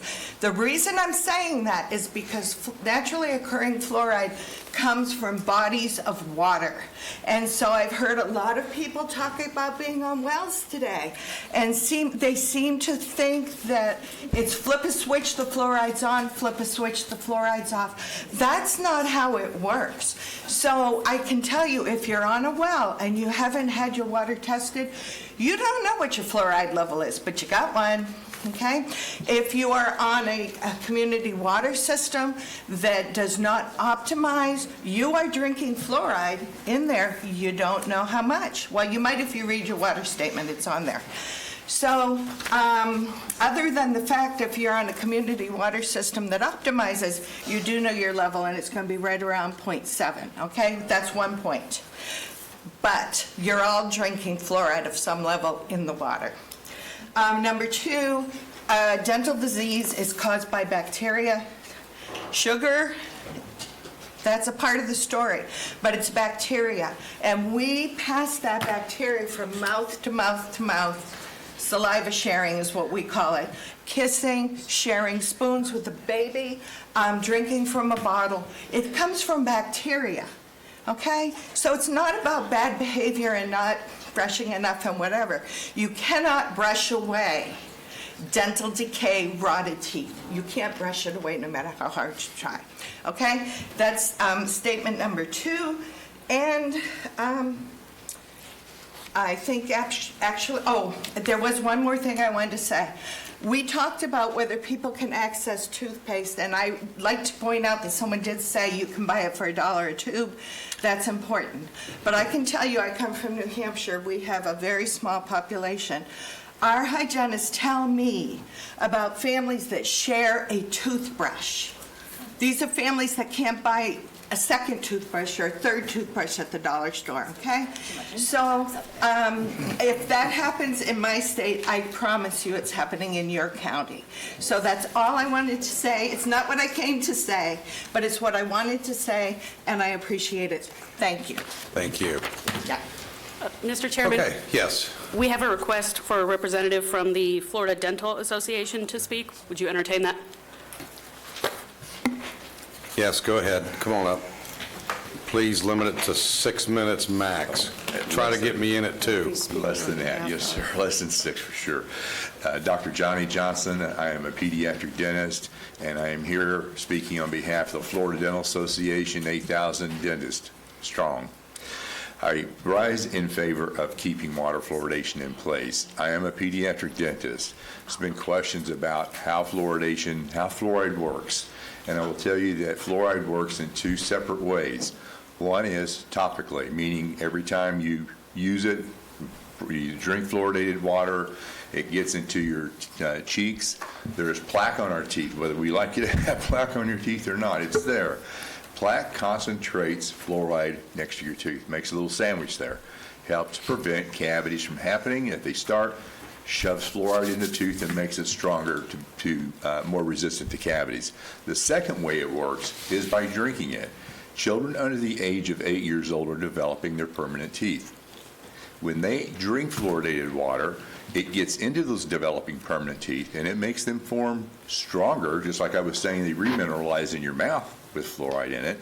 It forms a crystal called fluorapatite, which is much more resistant to cavities. In fact, the chewing surfaces of your tooth are much more resistant to cavities by having it during the time the teeth develop.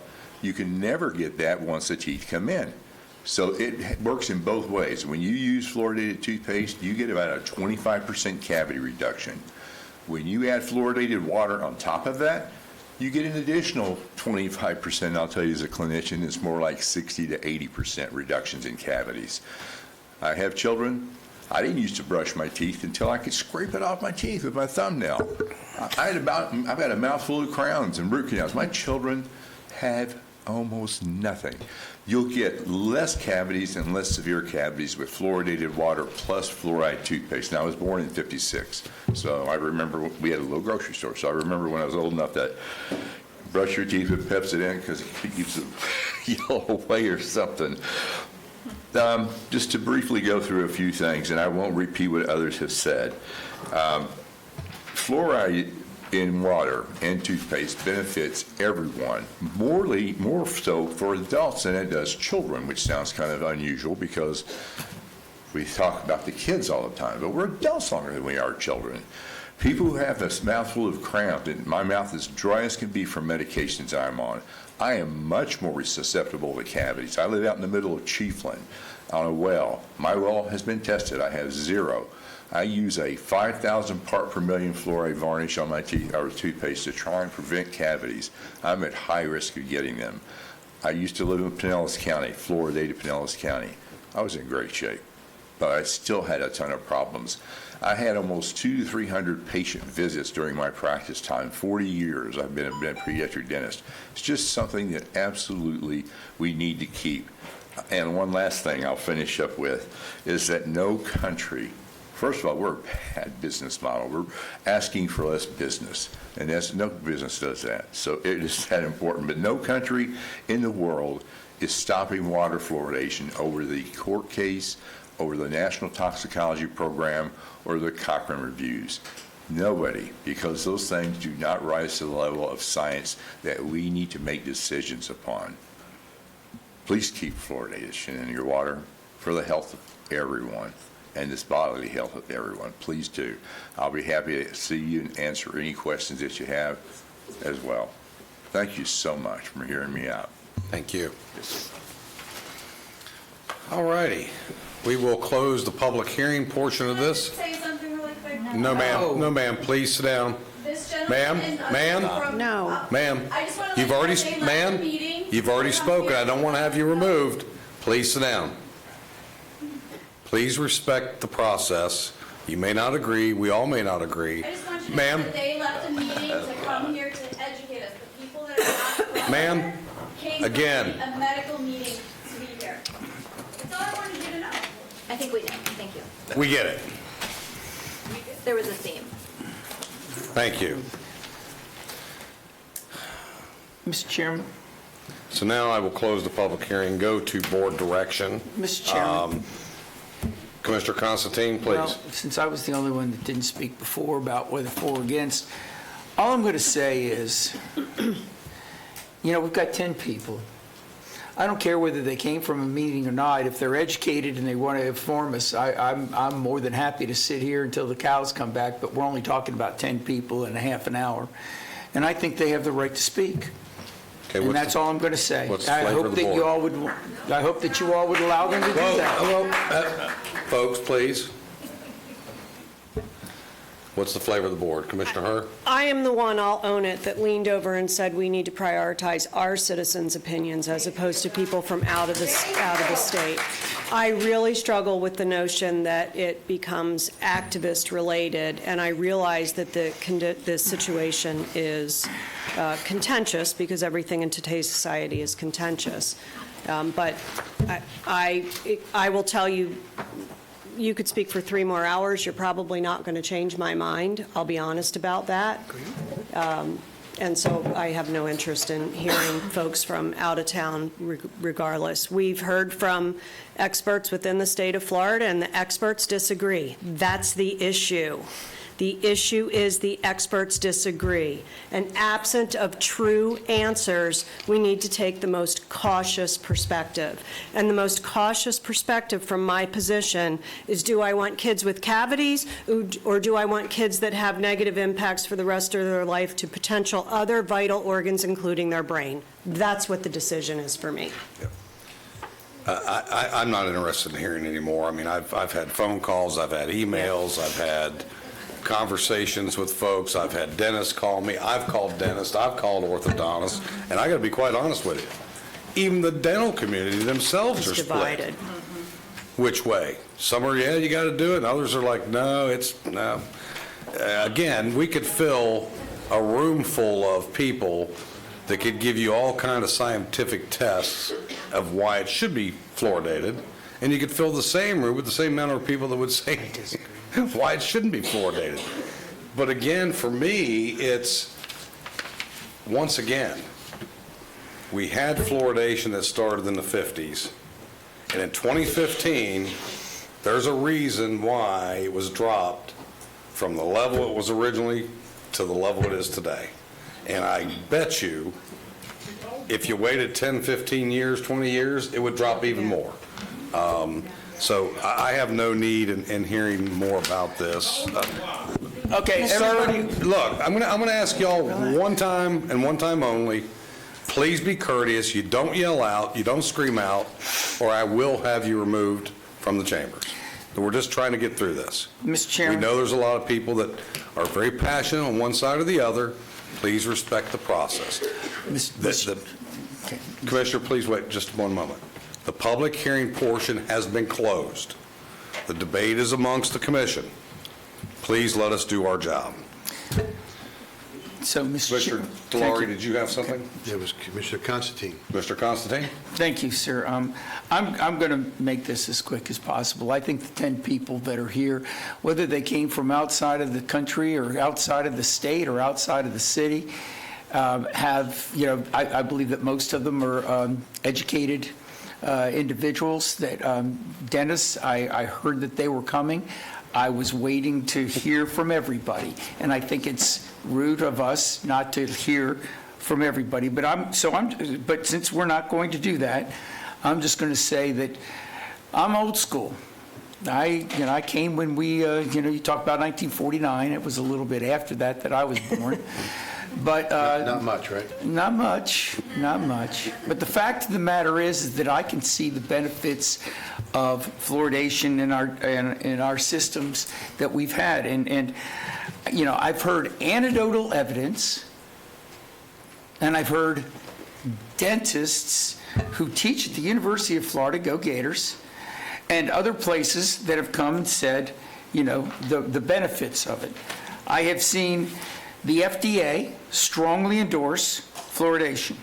I see the chapter of American Academy of Pediatric Medicine strongly endorse fluoridation in our system. I see 3,000 studies in the United States and abroad as compared to other studies that, may or may not have scientific benefit, saying of the safety and the benefits of fluoridation. There are a lot of things that the people in the United States and the state of Florida say that for the protection of the citizens make you do. Let's talk about texting and driving. Let's talk about back seats for children. The fact of the matter is that the state and federal government are talking about it. I understand that our Surgeon General has come out against it. I understand that Robert Kennedy has come out and against it. Great. Florida ranks last in the nation for the percentage of children who see a doctor in the past year. Last. I will err on the side of what I think is the best safety and health for the citizens. And I will tell you that I will go with science over I will go with anecdotal evidence. And I'm saying this because you all have said something. I think the vote's going to be 4-1. But at the same time, I don't believe we should be voting today because I don't think that, as our attorney has said, based upon the sunshine, we did not say we were going to vote. We were saying we're going to have a report. But if you are inclined to vote, I will vote no from taking it out of our system. Commissioner Lockhart, I think you had your hand up. Yeah. Gosh, this is so eerily reminiscent of COVID. And everybody truly has their science on their side. And I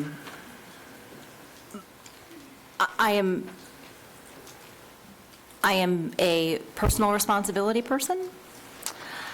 I'm also a let's do what we can to help the kids who need to get access to the dental care that they aren't getting from their families, which may or may not have anything to do with fluoride being in their water, because I will tell you that there are a lot of other variables involved in dental care, speaking to a room full of dentists, whether it's how often you suck on a lollipop as a kid, or the kinds of treats you're eating, or how many goldfish you're putting down as a toddler, or there's a lot of other things involved. What's in that baby bottle? What's in that baby bottle?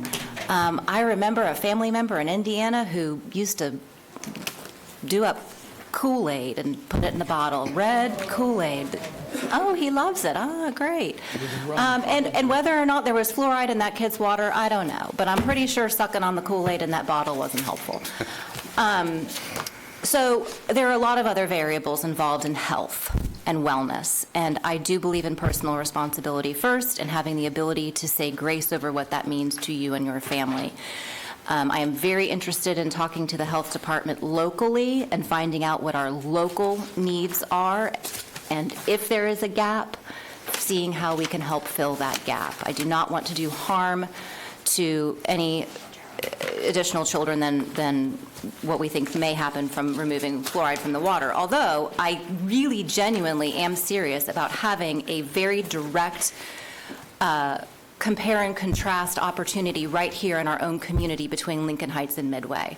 I would love to see if we can work with the health department on that data, because those are two very similar demographic communities, one with and one without, within miles of one another. And for me, if something were to come back and we were to say, wow, the teeth of the people and the children in Midway are fabulous, and the teeth of the kids in Lincoln Heights are rotten, everything else being equal, the difference is the fluoride in the water. If they were to come back, with that disparity, I would be willing to have this conversation again.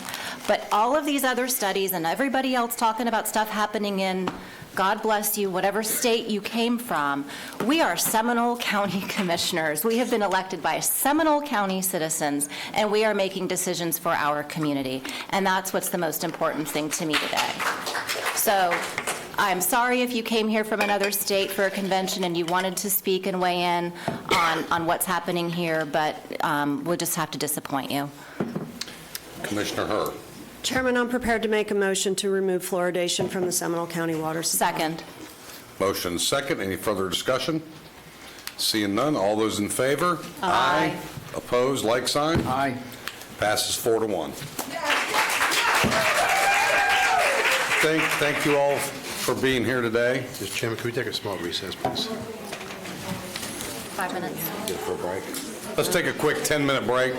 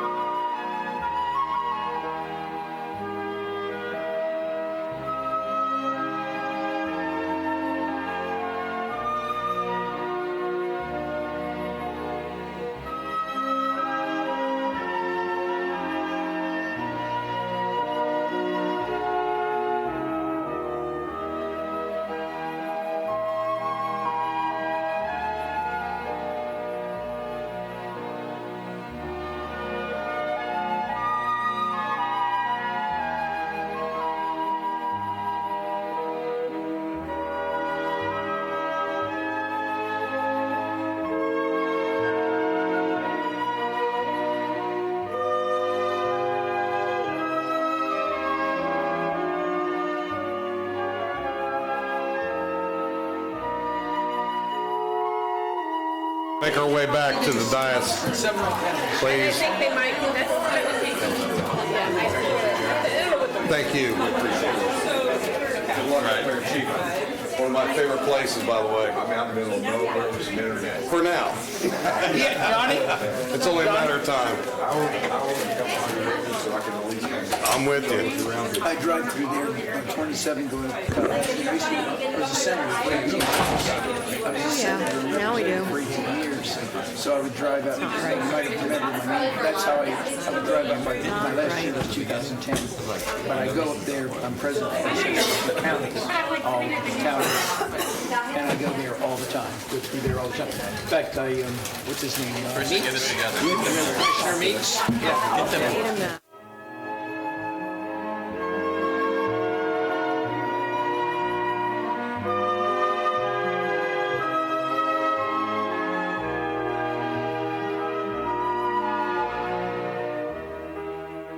Commissioner Delary, district reports? Sure.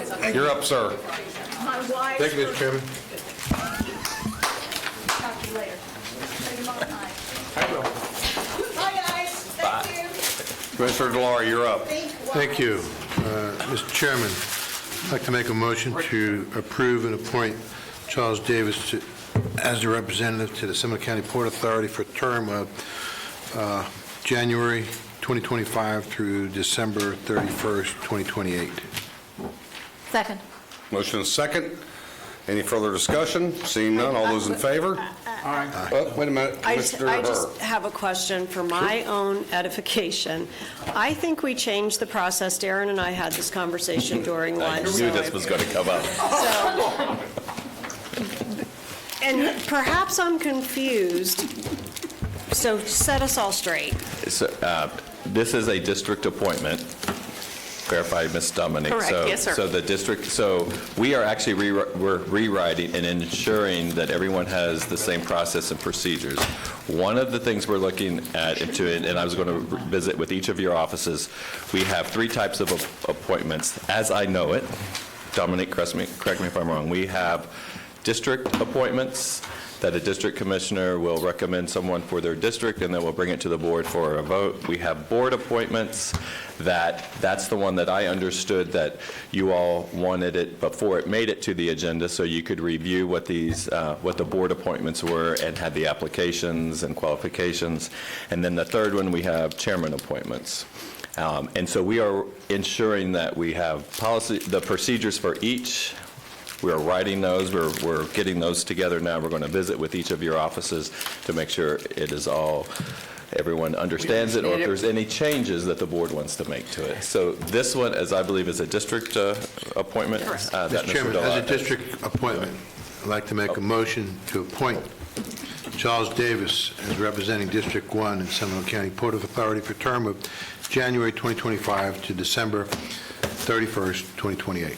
And there was a second on that. But there was still discussion, I think, taking place over here. Yeah, there was still discussion. The discussion is not about the appointment, Commissioner Delary. That's not the question. The discussion was, because this is the only time we all get to talk, that discussion sounded different from the initiated conversation that started. I heard, which could be me, that didn't matter whether it was a board or a district or whatever the third one is. Chairman. Chairman's, thank you. I'm sorry, Chairman. But that it would all be socialized the same way. And so I'm asking for clarification around that before it gets all discombobulated as it flows through this system. So my opinion on that, because I've seen this, and I'm just going to rip the Band-Aid off. If it's my appointment and I'm the district commissioner to make that appointment, there may be people that have differences of political opinions on this board with that individual or have had some personal run-in with that individual. That should not come to bear on that district commissioner's appointment. If that district commissioner believes that's the individual they want representing their district, I'm not even sure why we need a second and a motion to vote on it. That's just me speaking, rawly. Commissioner Lockhart?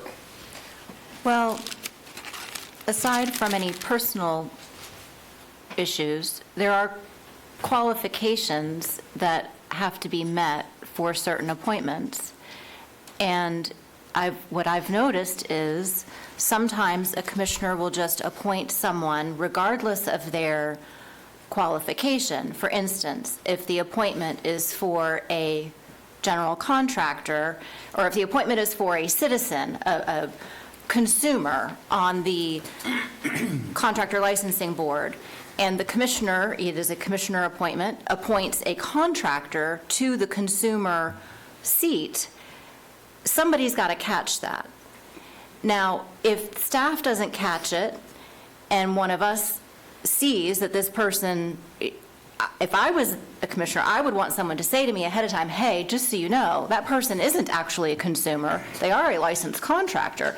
Now, if you're saying as a commissioner, I don't give a rip if they're qualified and meet the qualification or not, I'm appointing who I want, that's a different conversation we need to have about whether, because these boards are this board's board, not your board or my board. So that's why we vote on them, because these are boards representing the entire board, even though we have individual appointments to them.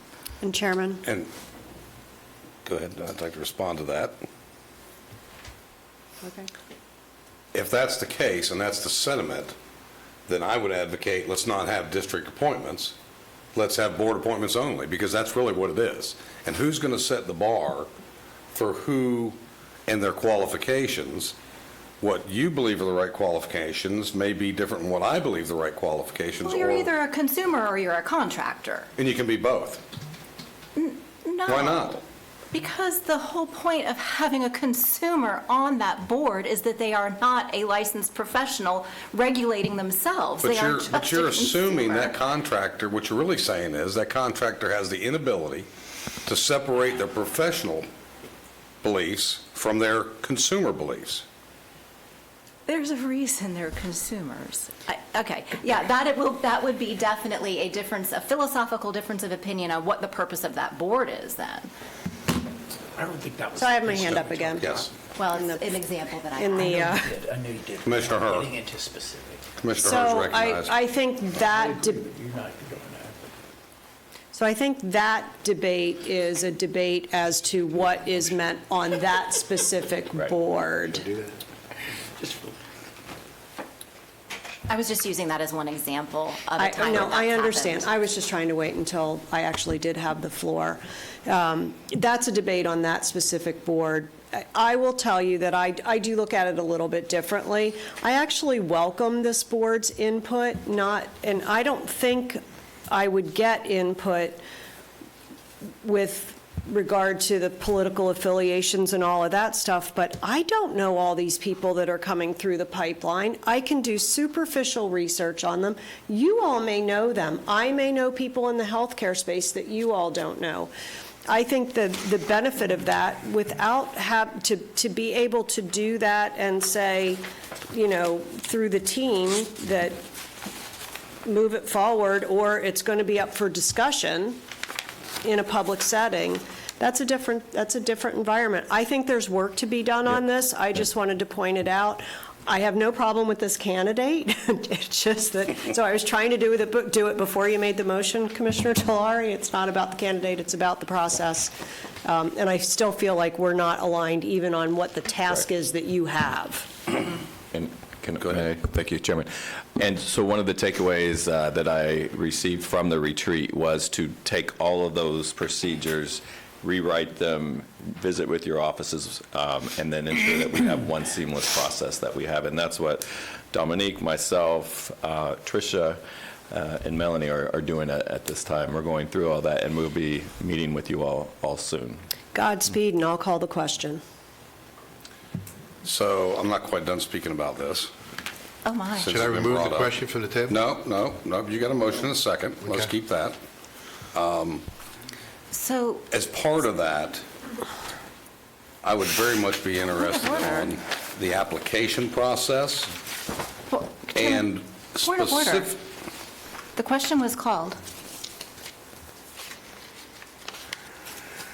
I think out of respect for the candidate, how about we vote on the candidate and then we continue the discussion Motion during and your second on the district floor. court. Yep. Any further discussion? Which we were having, but we're stopping. Because the question was called. And now we are going to take a vote. All those in favor? Aye. Opposed, like sign? Seeing none? Okay. Anything else, Commissioner DeLarge? Yes, if I can continue, Mr. Chairman. This is the month of April. I know you all know that. And month of April is also Child Abuse Awareness Month. And I just want to let everybody know that 1 in 5 children will be abused by the age of 18. That's the one reason why I paint that one fingernail blue. Excuse me? Just 1 in 5 will be abused by the time they're 18. That's the reason why every April I take the liberty of painting one fingernail blue every month. It'll come off the first day of May. I just want everybody to be aware of that. And if you do spread the word, greatly appreciate it. I know we all will never tolerate anything like that, but want to make sure that everyone is aware that April is Child Abuse Awareness Month, 1 in 5. Please do something about it. God bless you all. End of my report, Mr. Chairman. Commissioner Lockhart, District 4. So I'm going to phone a friend and ask for some assistance in giving my district report because there are some financial details related to the Central Florida Commuter Rail Commission where I represent this board, and I'd like for Lori Bailey Brown to come up and talk a little bit about the tentative budget that the CFCRC just approved at our last meeting. Our board will have an opportunity to say grace over that budget at our next board meeting. And so I think it's really important for me, representing this board, to make sure that you all have information that you know that you feel well informed before our vote at the next board meeting. So, Lori, could you just kind of bring us up to speed on where we are right now? Sure. Thank you, Commissioner Lockhart. I'm Lori Bailey Brown, the Chief Financial Officer for Seminole County and Director of Resource Management. Beginning at the end of last year, the 5 Chief Financial Officers from the local funding partners, Orange, Osceola, Seminole, Volusia, and the City of Orlando, came together to help the CFCRC develop a bank account and protocols for banking. With that, we were reviewing the current year budget to put in place and helping with those allocations, collecting the funds from the funding partners and distributing to FDOT in accordance with the locally funded agreement.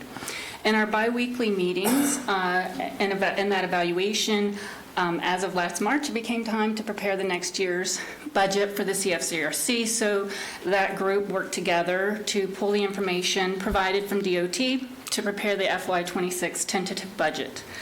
That budget is based on the revenues, expenditures, and operating details provided, and it totals $63.4 million. Seminole County's share is $11.5 million. There is a slight increase from the second year as laid out in the funding agreement, primarily attributable to a $2 million contingency that's added in. I presented that tentative budget to the CFCRC last Wednesday at their board meeting, and questions were discussed from Osceola and Seminole counties regarding the contingency as well as carry forward and insurance. We're preparing the agenda item for the April 22nd meeting on that tentative budget, and I'll be meeting with each of you to go over the details and answer your questions in preparation. It is really important to me personally that I know that you all are fully informed about next steps, because this is the first year's budget that the CFCRC is taking the full responsibility for setting the budget and moving toward the eventual transfer of operations of the system. So I sort of feel like we're going to be setting the tone this first year, and all sorts of train analogies like a runaway train or stay on the right track or all of this different kinds of terrible puns have been coming to my mind about this. But one of the things that is going to be a challenge and will probably involve renegotiating the local funding agreement for next year, not even this year's that we have yet to approve, or that we have all yet to approve, is that our fiscal years are not aligned with DOT. The local funding agreement is not aligned with the fiscal year. So we have essentially our fiscal year, DOT's fiscal year, and the local funding agreement all having 3 different renewal times, and that is going to cause a little bit of a hiccup moving forward. I don't blame anybody for that. We've just not done this before. We're kind of building the plane as we're flying it, but that's something that we've identified as a potential problem. What DOT has committed to, Secretary Tyler did commit to, which I think is going to be very helpful, is that when they finish their fiscal year June 30, they will find, hopefully, as they have in all prior years, they have not expended all of their budgeted funds. So we are hopeful that there will be a carry forward and some unspent funds that might negate the need for this additional $2 million contingency that's being added. But they won't know that until July 1st.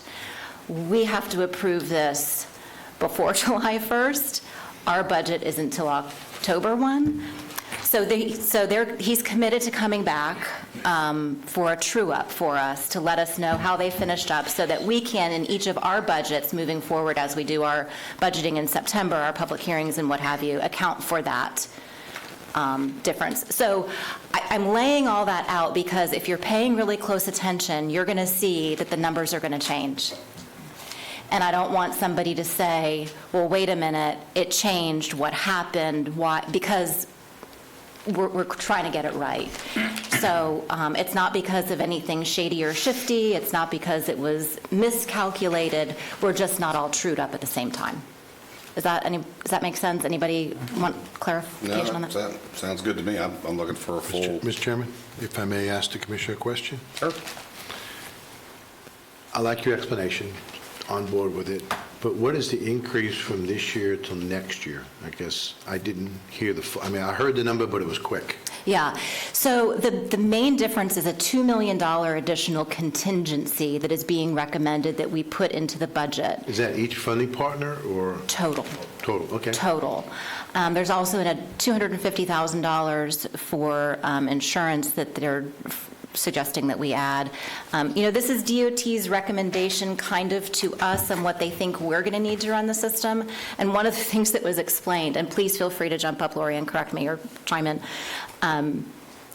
for the last 10 years, contingency has been the really large pocketbook of the Florida Department of Transportation. If there's been a problem with the system, if there's been a hurricane, a washout, something that's required some type of major, DOT would cover it. And we, as our small little group who has just opened up our first bank account, don't have a contingency fund. So that's their argument for that. We have some really good, robust debate back and forth whether or not that's necessary at this point, but we'll be able to determine that better July 1st. There was also an increase in contracted support, and we're getting some more clarification from DOT about what exactly is being added in that one particular line item. And we're getting some more reporting on the $10 million that the partners put into escrow for catastrophic events. So we're still getting some more details. That's one of the reasons it was pulled from the agenda this last week. And again, Commissioner, I'm not trying to put you on the spot, but you've been working on this more directly than the rest of the four of us have. So in your opinion, this is in line? I would like to see some additional modifications. Okay. We've communicated that to DOT. Could you let us know in the future what those modifications could be? Yes, absolutely. I'm thinking that 1.6 is going to come down, and I'm hopeful that we're going to see this modification at the end of their fiscal year, and I think the 250 for insurance might be able to come out, but we'll see. Okay.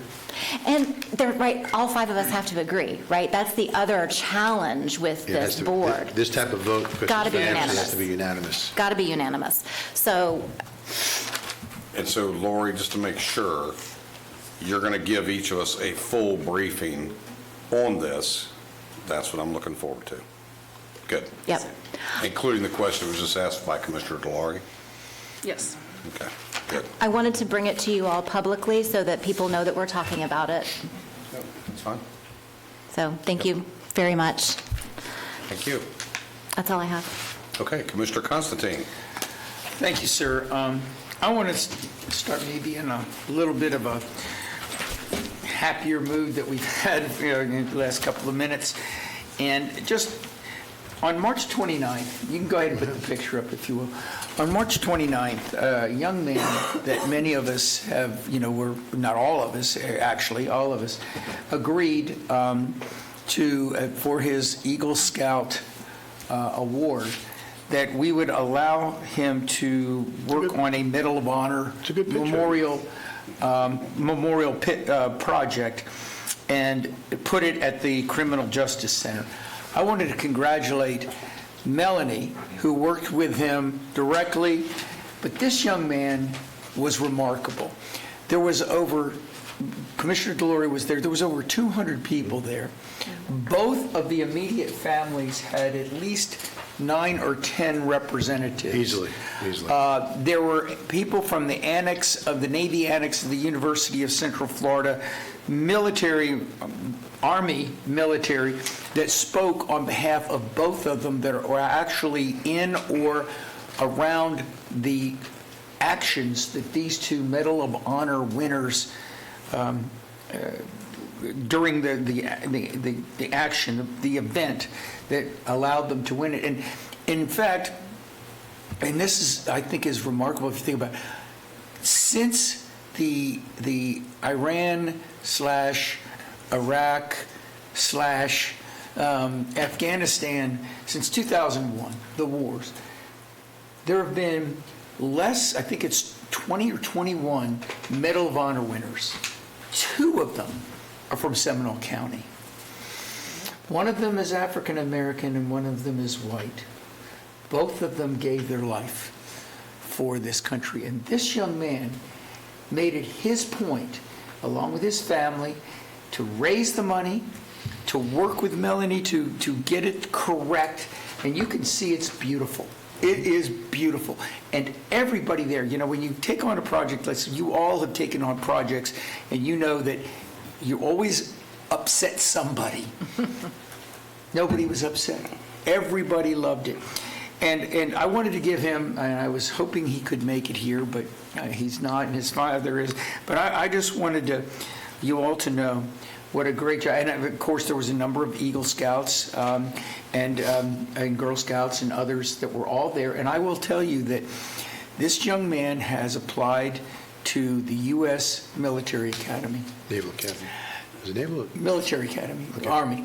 Okay. And I am, for one, am going to, to our senators, send a personal letter. But I think it would be, he would be very much appreciative. And I know I would, if we all did as a board, sent a letter, a Medal of Honor, to this young man, so that potentially he could get into the U.S. Military Academy. And I just want you to know that it really was uplifting to see a young man like that. He was the moderator.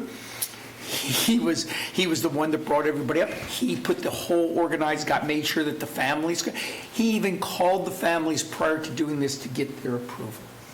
And so Mr. William Watts is someone that I think is exemplary.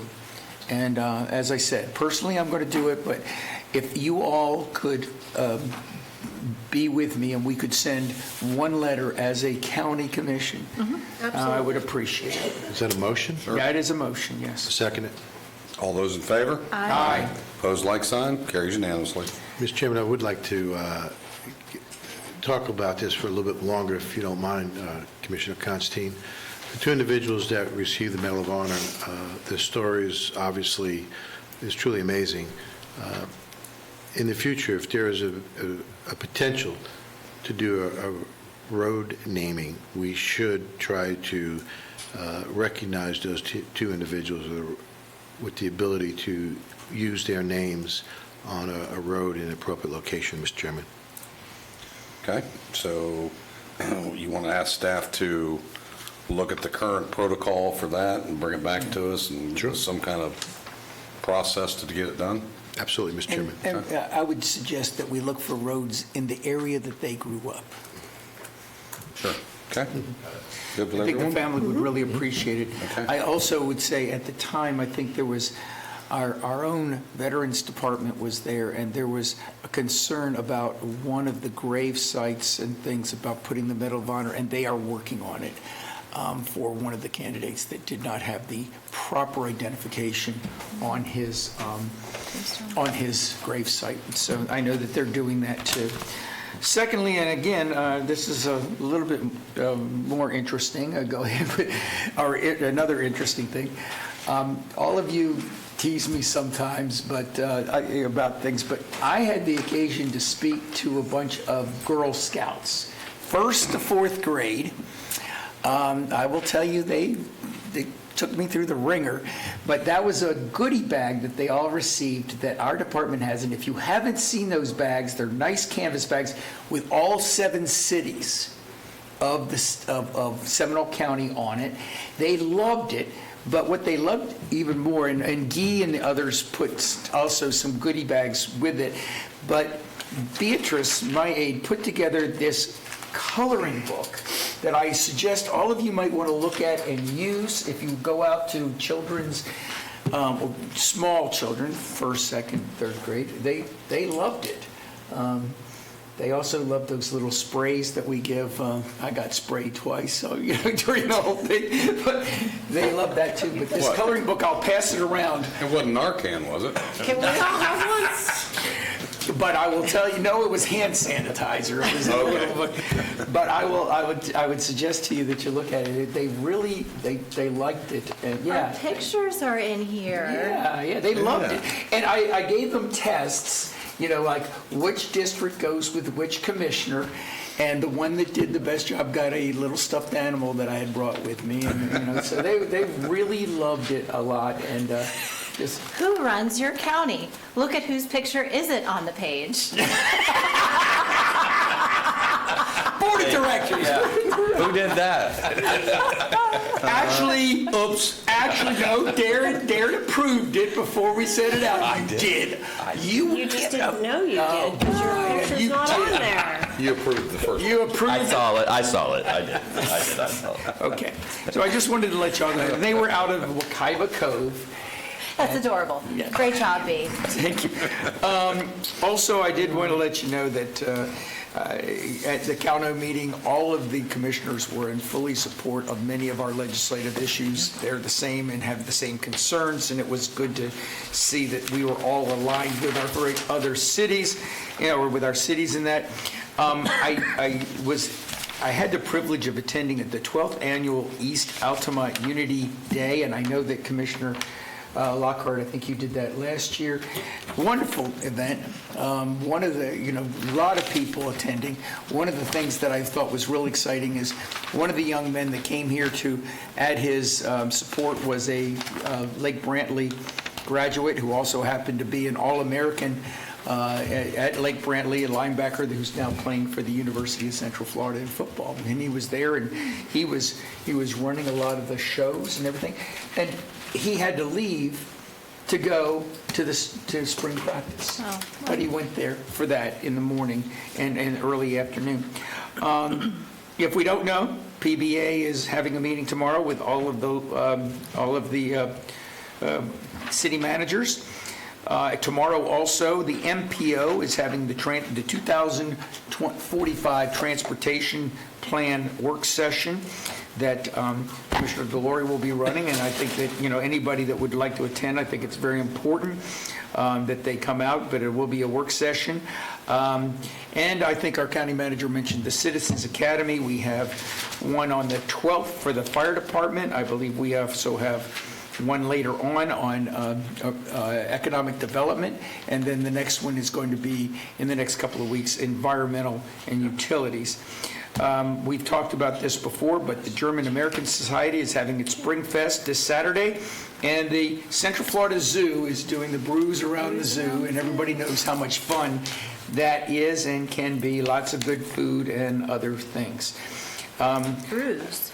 brews and other things. Yeah. Brews. I'm not going to start trying to go through all of the liquor stores. Sure. IPAs, lagers. In addition, I just wanted to also mention that we, where are we on this? I'm sorry.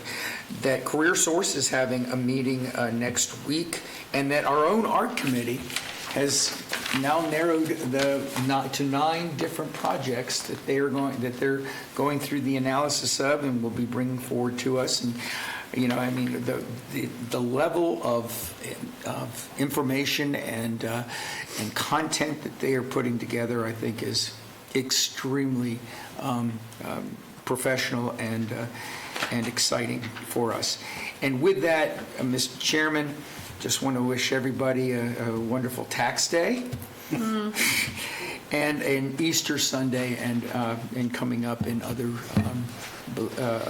for all of our citizens. And also, I think it's Passover for our Jewish friends. Yes. And so with that, I'm finished. Thank you, Commissioner. Commissioner Hurd, District 5. All right. On the 4th of April, I attended the Central Florida Commission on Homelessness Leadership Council retreat. It's the first time that I've attended that. This is a new board assignment. And there were a couple of interesting facts that came out of it, some lively discussion generated by a Seminole County commissioner. Shocking. I think they're all now getting used to it. Yeah, right. 1,000 seniors in Seminole County are one rent increase away from unaffordability. And the fastest growing folks that are vulnerable to not being housed are young parents, often two-income households that have a child and then cannot afford to pay for childcare, lose the income, and then become housing vulnerable. So I thought those were 2 interesting facts. I did raise the issue that those were wonderful facts, but nothing that we did in that day was going to address this specifically, so I thought I would bring this back here. This definitely, the 1,000 relates to our community. I think there's probably things that we can just focus on locally, just to put that in your awareness. So I'm not asking for anything, no one panic. Rescue Outreach Mission did have Rescue on the River this past Saturday night. It was sold out. Sponsorships were, I think, all sold. They had 119 guests, which is the number of people that are typically housed on a night. That was the limit of the event. And it was at the old Wolfies, which I don't know the name of the place. I didn't even know the thing was open, but it was a beautiful venue for an event. I would tell you it was a great place to be and a very successful event. And that is all I'm going to talk about. Really? I told you I'd be quick. Okay, great. I had to make up some ground here. Amen. Well, I'm going to take a little more than, but anyway. The Sheriff's Office has reached out and asked me to ask the board to authorize me to write a letter of support on behalf of the Sheriff's Office for a grant appropriation request for therapist services for the Juvenile Mobile Crisis Program, which was previously funded by ARPA dollars. It's time sensitive. They've got to have it by the end of this week. Move to approve, Mr. Chairman. All those in favor? Aye. Opposed? Carries unanimously. Thank you. I'll get that done. I'll work with staff on that. The CFX Sanford Airport Extension meeting was April 2nd. Well attended, a lot of good comments. As Commissioner Herr will tell you, they've pared it down to 2 and 2A access points, and there'll be upcoming meetings to further sort that out and so forth. So that was fairly well attended. A lot of the same concerns were voiced. It's been voiced since the beginning of all that. April 5th at the mosque was the Orlando Halal Eats Food Festival Bazaar and food vendors. Great event, well attended, a lot of folks there, a lot of different types of foods, ethnic type foods that, quite frankly, I don't eat most of them, but I was able to pick through some of them that I would eat, but a pretty neat event. And the 2045 Transportation Mobility Plan public meeting that was held on April 7th, 6 p.m., was fairly well attended. And of course, reminder, April 10th, it'll be held again at the Oviedo Mall in the community room there.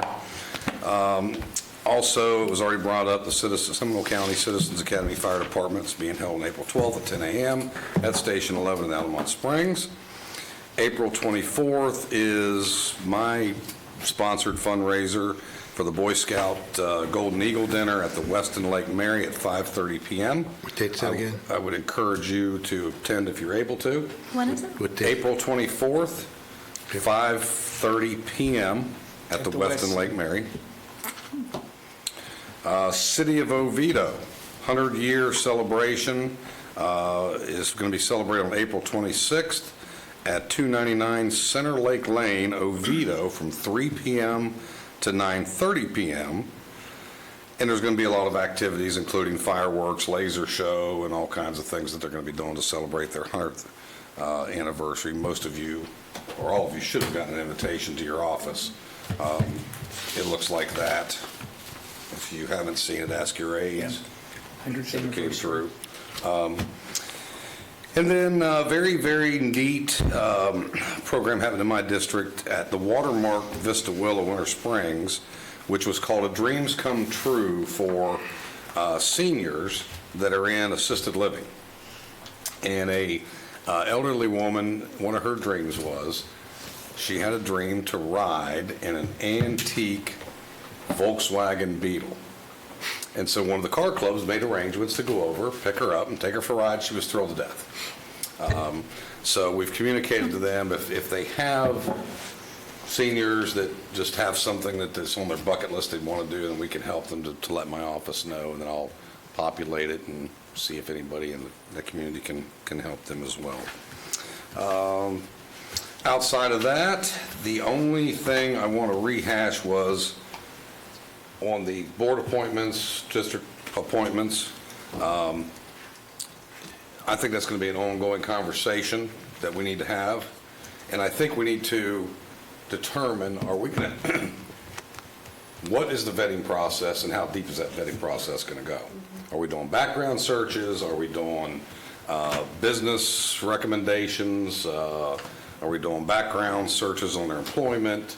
And my fear is, and I'm not necessarily saying any of that is necessarily bad, but as you all know, we have enough trouble finding candidates to volunteer for these boards.